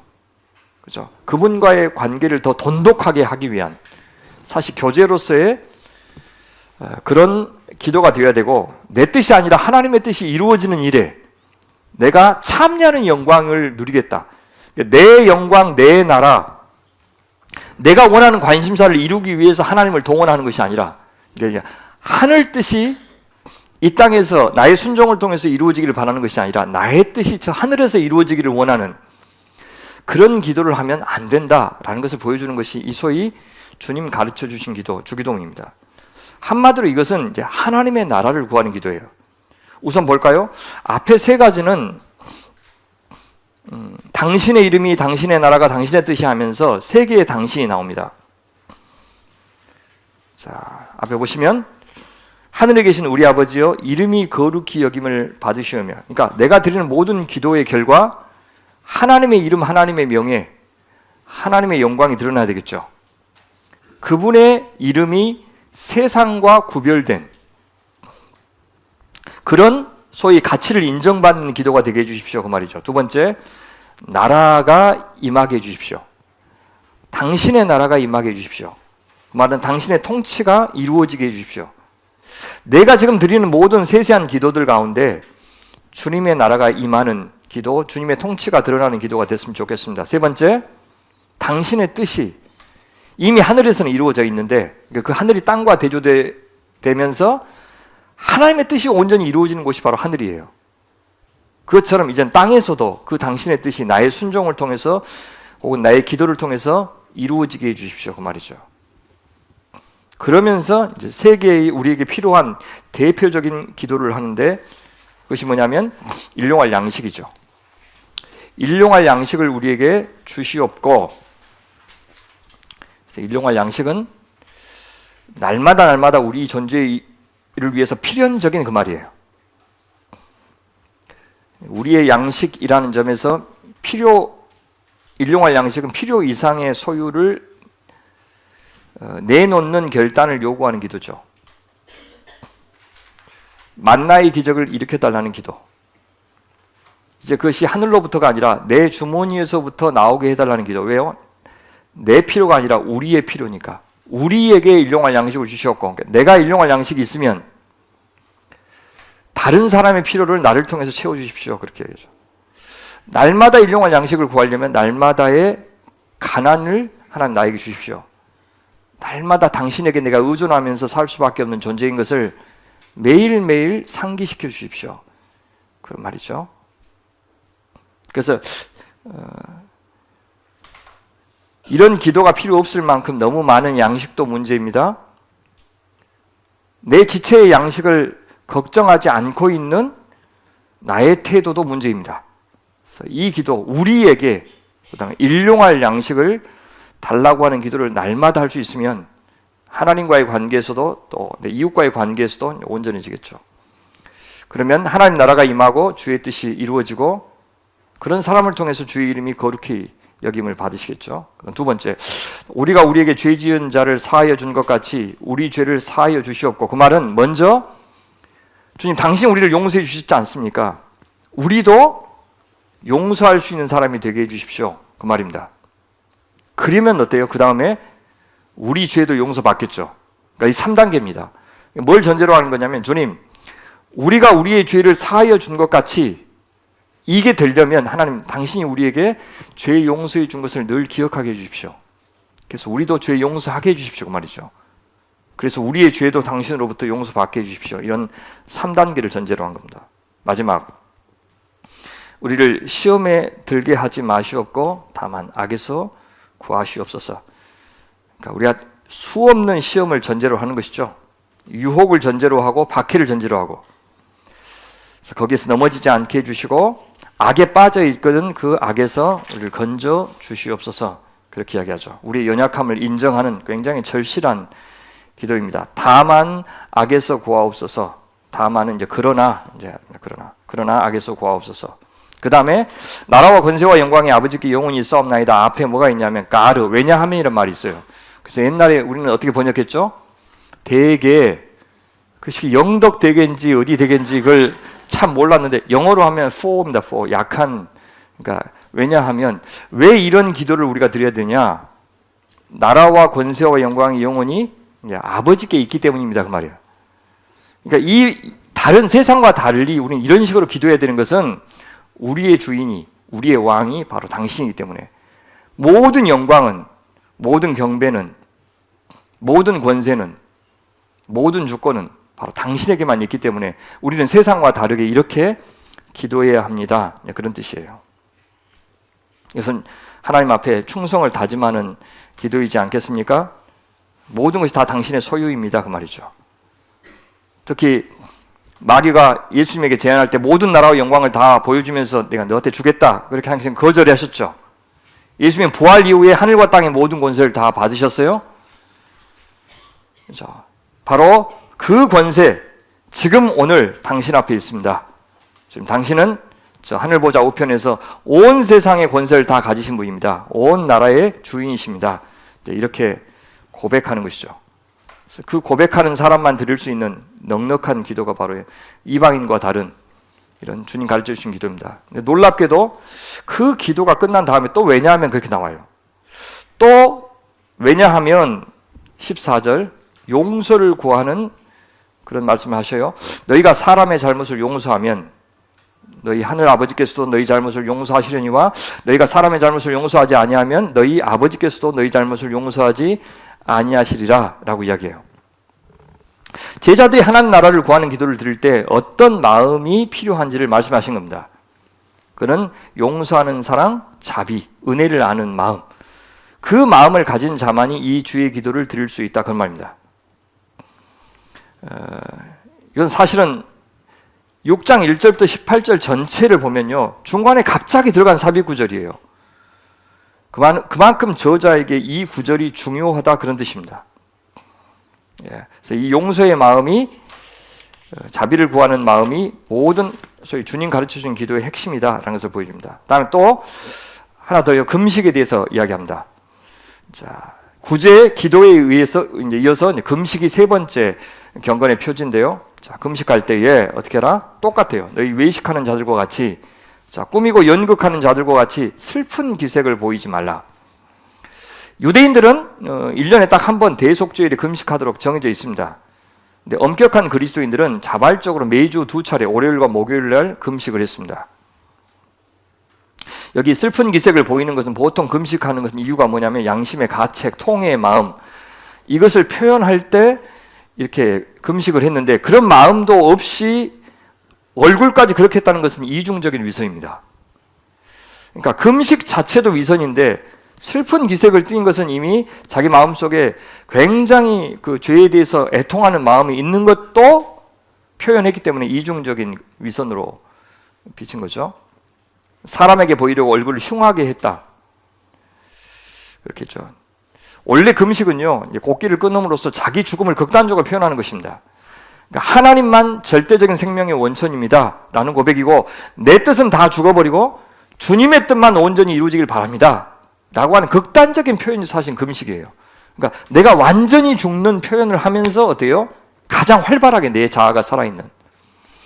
내 영광, 내 이름은 완전히 사라지기를 원하는 표현이 금식인데, 오히려 어때요? 더 내 이름이 드러나기를 바라는 그러니까 이중적인 위선을 보이는 것이죠. 그 사람도 자기 상을 이미 받았다. 주님은 아신다 그 말이죠. 그러나 너는 어떻게 해야 된다? 머리에 기름을 바르고 얼굴을 씻으라. 평상시보다 더 신경 써서 외모를 단장하라. 아까 골방에 들어가서 어떻게 해요? 문을 닫아라. 그래서 네가 그렇게 기도하고 있는지도 모르게 해라. 기도할 때는 더 은밀하게, 구제할 때는 더 은밀하게, 금식할 때는 더 은밀하게. 그렇죠? 그러니까 사람들이 보기에 저 사람 칭찬할 만하다라고 하는 것들은 어때요? 더 은밀하게. 참 지독하시죠. 이것이 제가 이번에 사경이 아니라 특별 새벽 기도회 때 십자가의 수치를 이야기하면서 강조하고 싶었던 게 이것입니다. 저도 이 정도까지 요구하실까 싶었는데 이제는 십자가에 대해서 함부로 이야기 못할 것 같아요. 그 정도의 사랑까지 보이셨고, 그 정도의 믿음까지 보이셨고, 그 정도의 자기 부인까지 보이셨고, 그렇다면 우리가 진짜 공동체가 공동체다워지려면 하나도 주장하지 않아야 될 것 같아요. 과거에는 서로 격려하고 칭찬하고 그렇게 힘도 나지라고 했는데 그런 것도 기대 않고 살아야 되겠다는 생각이 들었어요. 그러니까 인간이니까 그런 거 바라지, 이제 그런 말도 하지 말고 진짜 저건 경건하다고 칭찬받을 만한 일일 때는 더 은밀하게, 더 철저하게 나를 부인하고 없애고 하나도 내 몫을 주장하지 않고 그렇게 하기를 요구하시는 그 마음입니다. 사람에게 칭찬이 되고 의가 될 만한 일에는 더 은밀하게 하나님께만 집중하라. 그것이 언제 어디서나 외식하는 자가 되기 쉬운 우리가 더 나은 의를 추구하는 길이다. 그래서 마땅한 칭찬, 칭송, 상일수록 감추자. 하나님이 상 주실 기회 스스로 뺏지 말자. 그 말은 허접한 영광에 너무 쉽게 만족하지 말고 깐깐한 영적인 입맛, 까칠한 기준 갖고 사는. 그래서 제가 앞으로 우리 소명 성도님들은 칭찬하지 않더라도 삐지지 말고 속으로는 엄청나게 목사님 표현 안 하시면 몰라요. 이제 그런 이야기 이제 하기 없기. 그죠? 저도 여러분들 앞에 목사님 말씀 좋았어요. 그런 말 안 들어도 안 삐지기. 이제 그죠? 조금 더 철저해야 될 것 같아요. 그래, 이것도 하지 말자. 그 이유 금식하는 자로 보이지 않기 위해서 아무도 금식하는 줄 모르게 금식하라. 제가 신학교 다닐 때 쉰 목소리가 훈장일 때가 있었습니다. 할렐루야 뭐 이런 거 있잖아요. 그다음 SH 발음 쉬 하면 미십니다. 이거 잘하는 사람들이 기도 많이 했다는 것을 이제 보이는. 자, 은밀한 중에 보시는 아버지께서 갚으시도록 해드리고요. 6장 19절부터 이제 결론 전까지 7장 12절까지는 이제 재물에 대한 문제 다루고 있습니다. 왜냐하면 예나 지금이나 하나님 믿는 신앙을 대체할 수 있는 유일한 것은 돈밖에 없기 때문입니다. 그러니까 눈에 보이지 않는 그 하나님을 의지해서 얻는 안정감, 그것을 대체할 수 있는 안정감은 소유가 주는 안정감밖에 없습니다.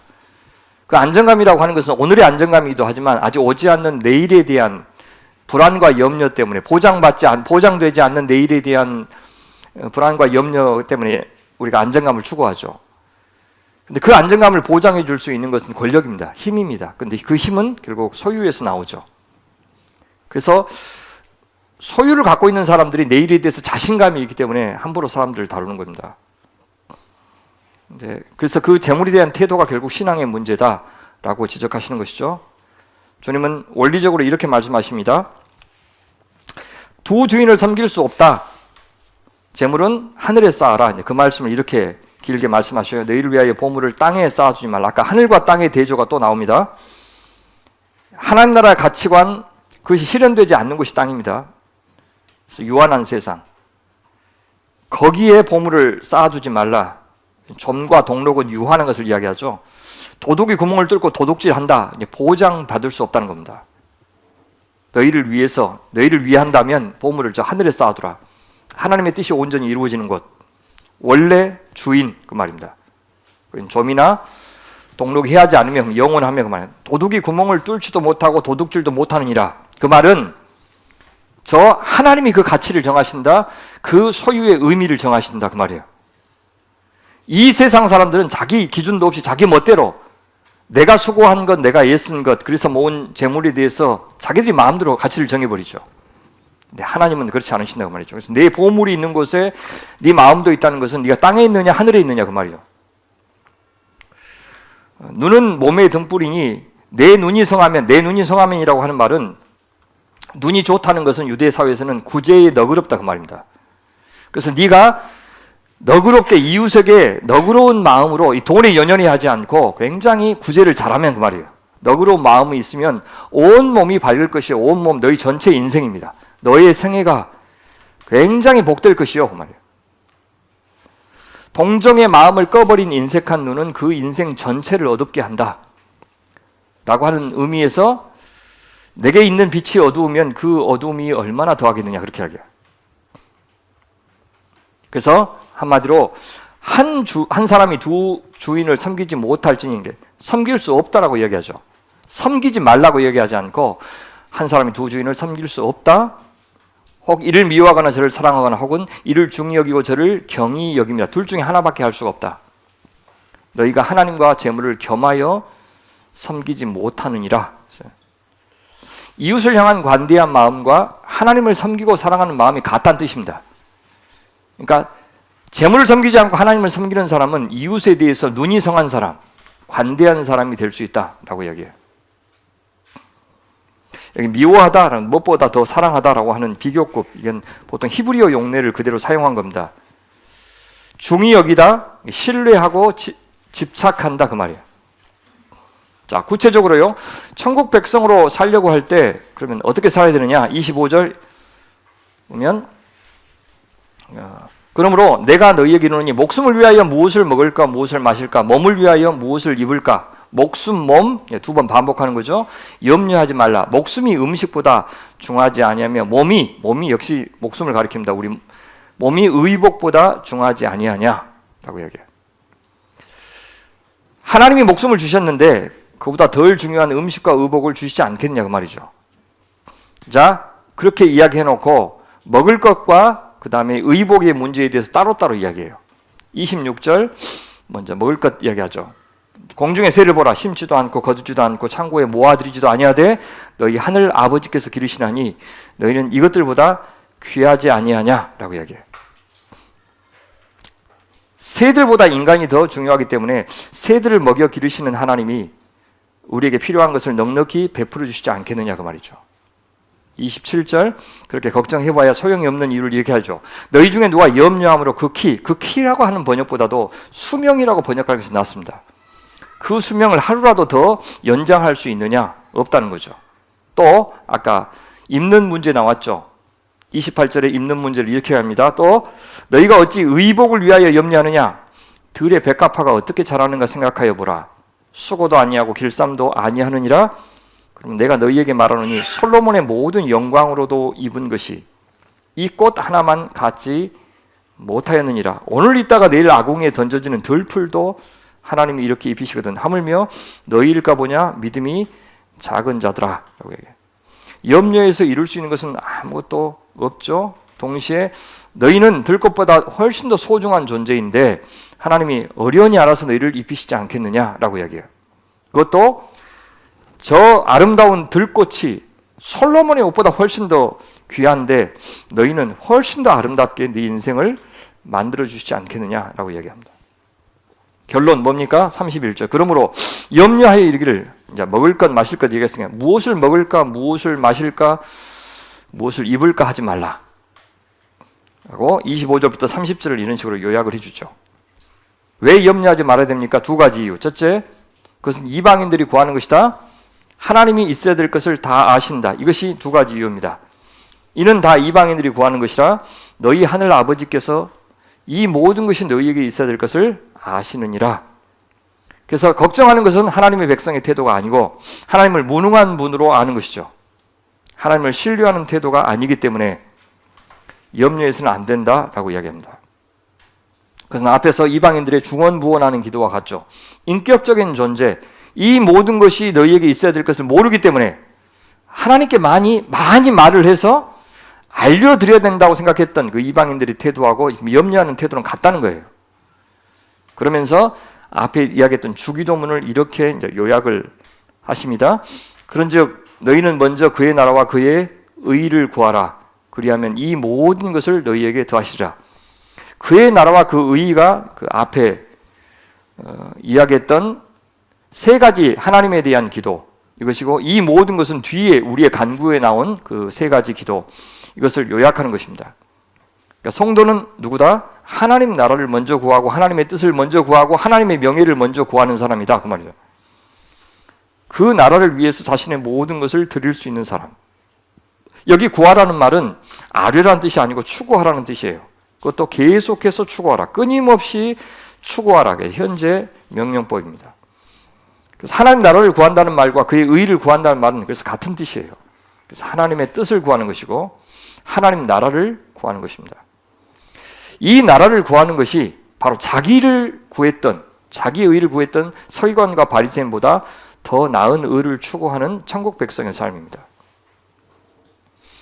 자, 이렇게 하면서 다시 요약을 하죠. 34절에 그러므로 내일 일을 위하여 염려하지 말라. 내일 일은 내일 염려할 것이요 한 날의 괴로움은 그날로 족하니라. 절대 괴로워하지 말라고 이야기하지 않고 내일은 그 하루 일에 대해서는 염려하면서 열심히 씨름하면서 살라, 그 말이죠. 근데 아직 오지 않는 시간들에 대해서 미리 앞당겨서 염려할 필요는 없다. 왜? 내일에 대한 주권은 너한테 있는 것이 아니고 하나님께 있기 때문이다 라고 이야기해요. 자, 그 다음에 재물에 대한 이야기를 했다면, 사실 재물 가지고 생길 수 있는 것이 뭐냐면 재물을 갖고 있는 권력자가 다른 사람을 함부로 판단하는 거죠. 비판하는 겁니다. 그걸 하지 말라는 이야기를 이제 7장에서 합니다. 자, 비판받지 아니하려거든 비판하지 말라 그러죠. 여기는 판단하거나 이제 정죄하는 것을 하지 말라는 뜻이죠. 그래서 가치 판단하는 것까지 금하는 것이 아닙니다. 어떤 사상 선입견에 사로잡혀서 누군가를 함부로 거부하는 태도, 이게 실제 권력자들이 하는 겁니다. 지식적인 것이든지 뭐든지. 자, 비판하지 말라. 너희가 비판하는 그 비판으로 너희가 비판을 받을 것이요. 누구한테요? 하나님한테. 너희가 헤아리는 그 헤아림으로 너희가 헤아림을 받을 것이다. 같은 기준으로. 억울하게 하면 너도, 외모로 판단하면 너도, 은혜의 원리가 아니면 너도 하나님 앞에 그렇게 판단받을 것이다, 그 말이에요. 자, 왜 또 비판하면 안 되느냐? 두 번째 이유가 바로 이것입니다. 어찌하여 형제의 눈 속에 있는 티는 보고 내 눈 속에 있는 들보는 깨닫지 못하느냐? 은혜의 원리로 판단하지 않으면 어떤 문제가 생기냐면 이 사람이요, 그 시각이 흐려집니다. 우리 속에 있는 들보가 있으면은 앞이 잘 안 보이겠죠. 내 들보를 통해서 굴절되어서 상대방을 보기 때문에 십자가의 원리, 은혜의 원리, 자비의 원리, 혹은 내가 용서받은 사람의 원리로서 누군가를 판단하지 않으면 항상 굴절된 시각으로, 이기적인 시각으로, 자의적인 시각으로 상대방을 볼 수밖에 없다는 그 말입니다. 그래서 어떻게 합니까? 외식하는 자여, 먼저 내 눈 속에서 들보를 빼어라. 외식하는 자의 특징이 뭐냐면 소위 메타인지 자기 성찰이 안 되는 사람이에요. 자, 들보를 빼면 그 후에 밝히 볼 수 있죠. 그래서 형제의 눈 속에 티를 빼리라. 여러분, 그러니까 형제의 잘못을 지적하면서 티를 빼주는 것은 해도 괜찮은 일이죠. 근데 어떤 의도로 형제의 잘못을 지적하느냐, 그것이 중요하다는 이야기예요. 절대 형제가 잘못해도 이거 잘못입니다, 아닙니다라고 판단하지 말란 뜻이 아니죠. 그죠? 빼내라. 근데 먼저 뭐 하고? 자기 자신이 받은 은혜 생각하고 자기 자신의 허물을 생각하면서 정죄하듯이, 하나님의 자리에서 재판하듯이 그렇게 말해서는 안 된다, 그 말입니다. 그래야 상대방의 허물을 공평하게 하나님의 시각에서 볼 수 있어서 그렇습니다. 그래서 앞에서는 비판하지 말라 그랬는데 7장 6절에서는 비판하라 그래요. 어떻게 해요? 거룩한 것을, 복음이죠. 하나님 나라에 관한 것. 그래서 개에게 주지 말며 너희 진주를, 참 귀한 것이죠. 나중에 이 진주가 또 하나님 나라로 나오죠. 진주를 돼지 앞에 던지지 말라. 왜요? 그들이 그것을 발로 밟고 돌이켜 너희를 찢어 상하게 할까 염려하라. 준 것도 사실은 어떻게 해요? 안 받지만 주었던 너희 자신도 찢어버린다 라고 이야기하죠. 그러면 누가 개인지 누가 돼지인지 분별을 해야 돼요, 안 해야 돼요? 아, 나는 사람을 함부로 판단하면 안 돼 라고 하면 할 수가 없겠죠. 그러니까 나중에 예수님도 누구 말에 의해서 이제 대답을 않고 내가 너희에게 보여줄 표적은 저 요나의 표적밖에 없다라고 되게 쌩하고 그냥 가버리셔요. 아, 조금 친절하게 말씀해 주시지. 그렇게 안 해주셔요. 개나 돼지니까 그래요. 근데 그런 거 던져줘도 받을 마음이 없는 사람들한테는 또 안 해주셔요. 그런 것처럼 우리도 이것들을 말을 해야 되는지 말아야 되는지, 그죠? 권면을 해야 되는지 말아야 되는지, 그걸 여러분들이 잘 판단해서 그렇게 할 필요가 있다는 겁니다. 자, 다시요. 그래서 마지막으로 7절부터 어떻게 얘기하냐면, 구하라. 그리하면 너희에게 주실 것이요. 찾으라. 그리하면 찾아낼 것이요. 문을 두드리라. 그리하면 너희에게 열릴 것이니라. 앞에 이제 생활에 대한 그 권면 전체를 이렇게 이제 결론을 내립니다. 앞에서는 이제 1절부터 6절까지에서는 사람에 대한 태도였다면, 이제 7절부터 11절은 이제 하나님에 대한 태도를 이야기하죠. 외식하는 사람들은 사실 기도할 줄 몰라요. 근데 진짜 하나님 앞에 정직한 사람 있죠.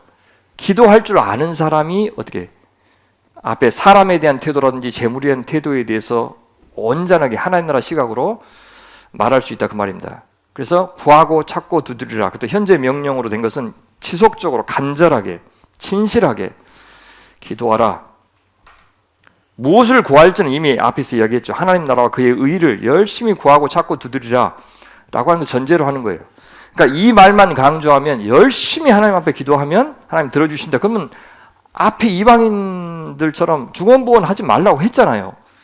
근데 그 말을 했는데도 목사님들이 만약에 이 말씀 갖고 여러분 구하십시오, 찾으십시오, 두드리십시오, 그러면 열릴 것입니다, 믿습니까? 그러면 어떻게요? 자동적으로 아멘 이렇게 나오잖아요. 그러지 말고 하나님이 어떤 분이신지를 알고 내가 간절히 기도하는 것은 옳고 지속적으로 포기하지 않고 기도하는 것은 옳은데, 내가 원하는 것을 얻어낼 때까지 그렇게 기도하는 뜻이 아니에요. 내가 원하는 거 주님이 아시지. 주님, 저는 이렇게 멍청하게 이렇게 기도하지만 진짜 주님께서 원하시는 뜻이 이루어졌으면 좋겠습니다. 주님은 저를 얼마나 사랑하시는지 아니까요. 어떻게 이야기해요? 너희 중에 누가 아들이 떡을 달라 하는데 돌을 주며 생선을 달라 하는데 뱀을 줄 사람이 있겠느냐, 그렇게 얘기하죠. 그러니까 우리가 주님의 뜻, 하나님의 나라, 하나님의 성품 관심이 없이 기도하면 하나님 막 돌을 주십시오, 하나님 뱀을 주십시오 라고 열심히 기도하는 거죠. 그거는 아무리 금식 기도해도 그건 단식 투정이고, 철야 기도해도 그건 철야 농성에 그칩니다. 그래서 하나님을 설득하고 하나님을 감동시키고 하나님을 굴복시키고, 그래서 막 무슨 보호자를 흔든다 그러지 않아요? 그렇죠? 하나님 정신 차리세요 하면서 보호자를 흔들어서 막 하나님 진짜 못 알아들으시는 겁니까? 그렇게 하면서 막 이렇게 하나님한테 무례하게 하지 말고, 얼마나 좋으신 분이냐 그 말이죠. 너희들이 잘 몰라서 돌을 달라 해도 떡을 주시고 뱀을 달라 해도 생선을 주시는 하나님이시죠. 악한 자라도 좋은 것으로 자식에게 줄 알거든 부모가, 하물며 하늘에 계신 너희 아버지, 하늘에 계신다, 그죠? 땅의 가치관으로 움직이지 않는 분이죠. 너희 아버지다. 좋은 것, 누가복음에서는 그것을 성령이라고 이야기하죠. 성령을 주시지 않겠느냐라고 이야기해요. 그러므로 그렇게 얘기하죠. 12절 그러므로. 자, 기도에 대한 이야기를 하시면서 그러므로 12절 결론 부분 이야기하는 것은 이 소위 황금률이라고 하는 것이 기도와 관련되어 있다는 것을 볼 수 있죠. 특히 7장 12절은 산상수훈의 이 본론 부분의 결론이기도 합니다. 그래서 그러므로 무엇이 이 소위 율법을 완성하는 더 나은 의, 서기관과 바리새인들보다 더 나은 의의 모습이냐? 남에게 대접을 받고자 하는 대로 너희도 남을 대접하라. 이것이 율법이요 선자다. 그렇게 얘기하죠. 그 말은 보세요. 내가 이 기도를 했을 때 다른 사람도 똑같은 기도를 해요. 그럼 내가 어떻게 기도해야 됩니까? 내 자식이 1등 됐으면 좋겠습니다. 대학에 들어갔으면 좋겠습니다. 이 사람도 대학에 들어갔으면 좋겠습니다. 똑같은 학과 똑같은 과예요. 자리는 하나밖에 없어요. 그럼 어떻게 기도하라는 거예요? 이 사람이 먼저 되게 해주십시오라고 기도하라는 거예요. 이게 우리의 욕망을 거스르는 기도 맞죠? 근데 주님, 저 사람 좀 챙겨주세요. 저는 주님이 알아서, 제 자식은 알아서 그의 인생 건사해 주세요. 하나님의 뜻은 어디 있는지 몰라도 내 마음은 적어도 하나님, 그래도 이번에는 내가 되었으면 좋겠습니다. 그렇게 하지 말고 그 말이에요. 정말 파격적이죠. 우리의 모든 본성을 다 거스르는, 원래 십자가가 그런 거 아닙니까? 알아요. 그렇게 하기 싫고, 그렇게 해서 내 인생이 어떻게 전개될 건지, 얼마나 심란할 건지 안다고요. 알아도 그렇게 기도하는 것이 옳다. 그게 사랑이다. 그게 율법과 선지자다. 라고 말씀해 주신 겁니다. 그러니까 어때요? 사람들이 와요, 안 와요? 안 오죠. 그 결론이 7장 13절부터 마지막까지 세 가지 비유를, 첫 번째 문의 비유, 길의 비유죠. 좁은 문으로 들어가라. 천국에 들어가는 문은 좁다 그 말이죠. 근데 반대로 멸망으로 인도하는 문도 있어요. 하나님 아버지의 뜻대로 행하지 않는 길이죠. 그것은 크고 그 길이 넓어서 그리로 들어가는 자가 많아요. 자기 부정할 필요가 없으니까. 근데 생명으로 인도하는 문, 이게 좁은 문이죠. 그 문은 좁고 또 길도 협착해서 찾는 이가 적음이라. 하나님의 백성들은 적을 수밖에 없죠. 자, 두 번째 비유는 뭐냐면 열매 비유입니다. 열매 비유인데, 자, 겉으로 드러나는 열매하고 진짜 속하고 다를 수도 있다는 거죠. 거짓 선지자들을 삼가라. 겉으로는 그 열매가 좋아 보여요. 양의 옷을 입고, 그러니까 우리와 똑같은 양처럼 보이죠. 너희에게 나오나, 그래서 우리 형제입니다, 우리 이웃입니다, 그렇게 나오지만 속에는 노략질하는 일이라, 사실 우리를 이용하고 잡아먹으려고 하는 존재다 그 말이죠. 그들을 어떻게 분별할 수 있냐? 열매로 알 수 있다. 어떻게 해요? 가시나무에서 포도를, 엉겅퀴에서 무화과를 따겠느냐? 중요한 것은 뭡니까? 사실 나무죠, 나무.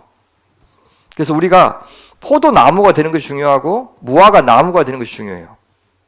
이와 같이 좋은 나무마다 아름다운 열매를 맺고 못된 나무가 나쁜 열매를 맺나니, 좋은 나무가 나쁜 열매를 맺을 수 없고 못된 나무가 아름다운 열매를 맺을 수 없다. 아름다운 열매를 맺지 않는 나무마다 찍혀 불에 던져지느냐. 아까 멸망으로 인도하는 문, 이걸 가리키죠.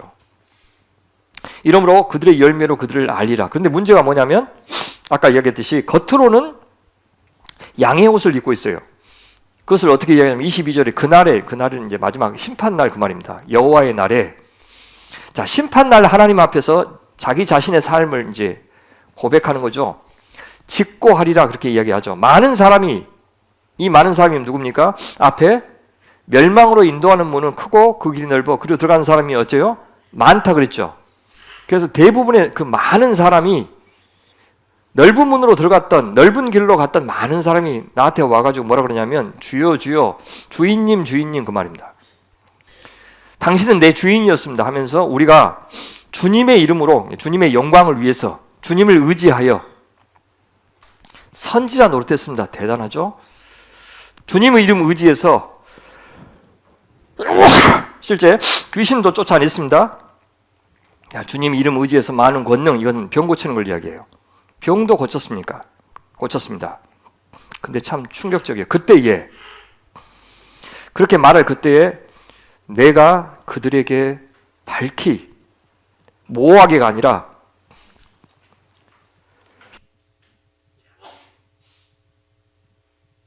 알아듣도록 밝히 말하되, 내가 너희를 도무지 알지 못하니 누구십니까? 난 당신들의 주인 노릇을 한 적이 없습니다 그 말이죠. 그래서 불법을 행하는 자들아, 주인의 뜻을 거스른 사람이 불법을 행하는 자예요. 내 아버지의 뜻대로 행하지 않는 자. 왜요?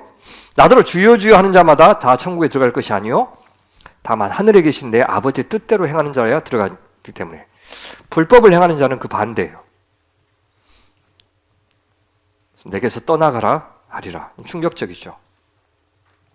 세 번째 비유는 뭐냐면 어떤 기초 위에 집을 지었느냐.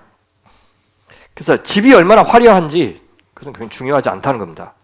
진짜 중요한 것은 보이지 않는 기초. 누구든지 나의 이 말을 듣고 행하는 자, 불법을 행하는 것이 아니라 하늘에 계신 내 아버지의 뜻대로 행하는 자죠. 그 집을 반석 위에 지은 지혜로운 사람 같으니, 지혜라고 하는 주제가 나오는데 앞으로 나올 겁니다. 예수님이 지혜자로 나와요. 정말 지혜 있는 사람은 어린아이와 같은 자, 아까 심령이 가난한 자. 자, 보이지 않아요. 기초는 보이지 않기 때문에 언제 드러나느냐. 아까 시험에 빠지지 않게 해주십시오, 악에서 건져주십시오 그랬죠. 시험이 닥쳐옵니다. 비가 내리고 창수가 나고 바람이 불어 그 집에 부딪히되 무너지지 아니하나니 이는 주추를 반석 위에 놓은 까닭이요. 이렇게 자, 이 말을 듣고 행하지 아니하는 자는 그 집을 모래 위에 지은 어리석은 사람 같으니, 모래 위에 지었다라고 하는 것은 순종하지 않는 사람이에요.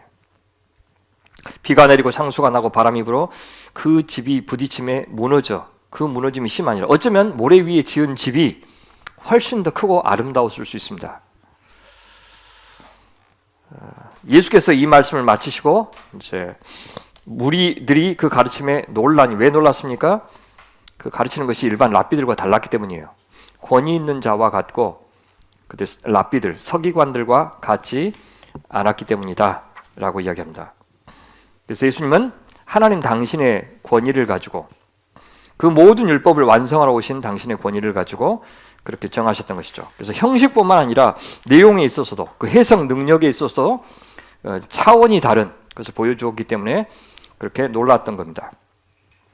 그래서 심지어 자신의 말을 듣지 않으면 심판을 받는다고까지 해서, 이거는 마치 자신이 하나님인 것처럼 그렇게 말씀하셨기 때문에 훨씬 더 권위로 느꼈을 겁니다. 무슨 권위로 이렇게 가르치는가라고 속으로 아마 생각했을 겁니다.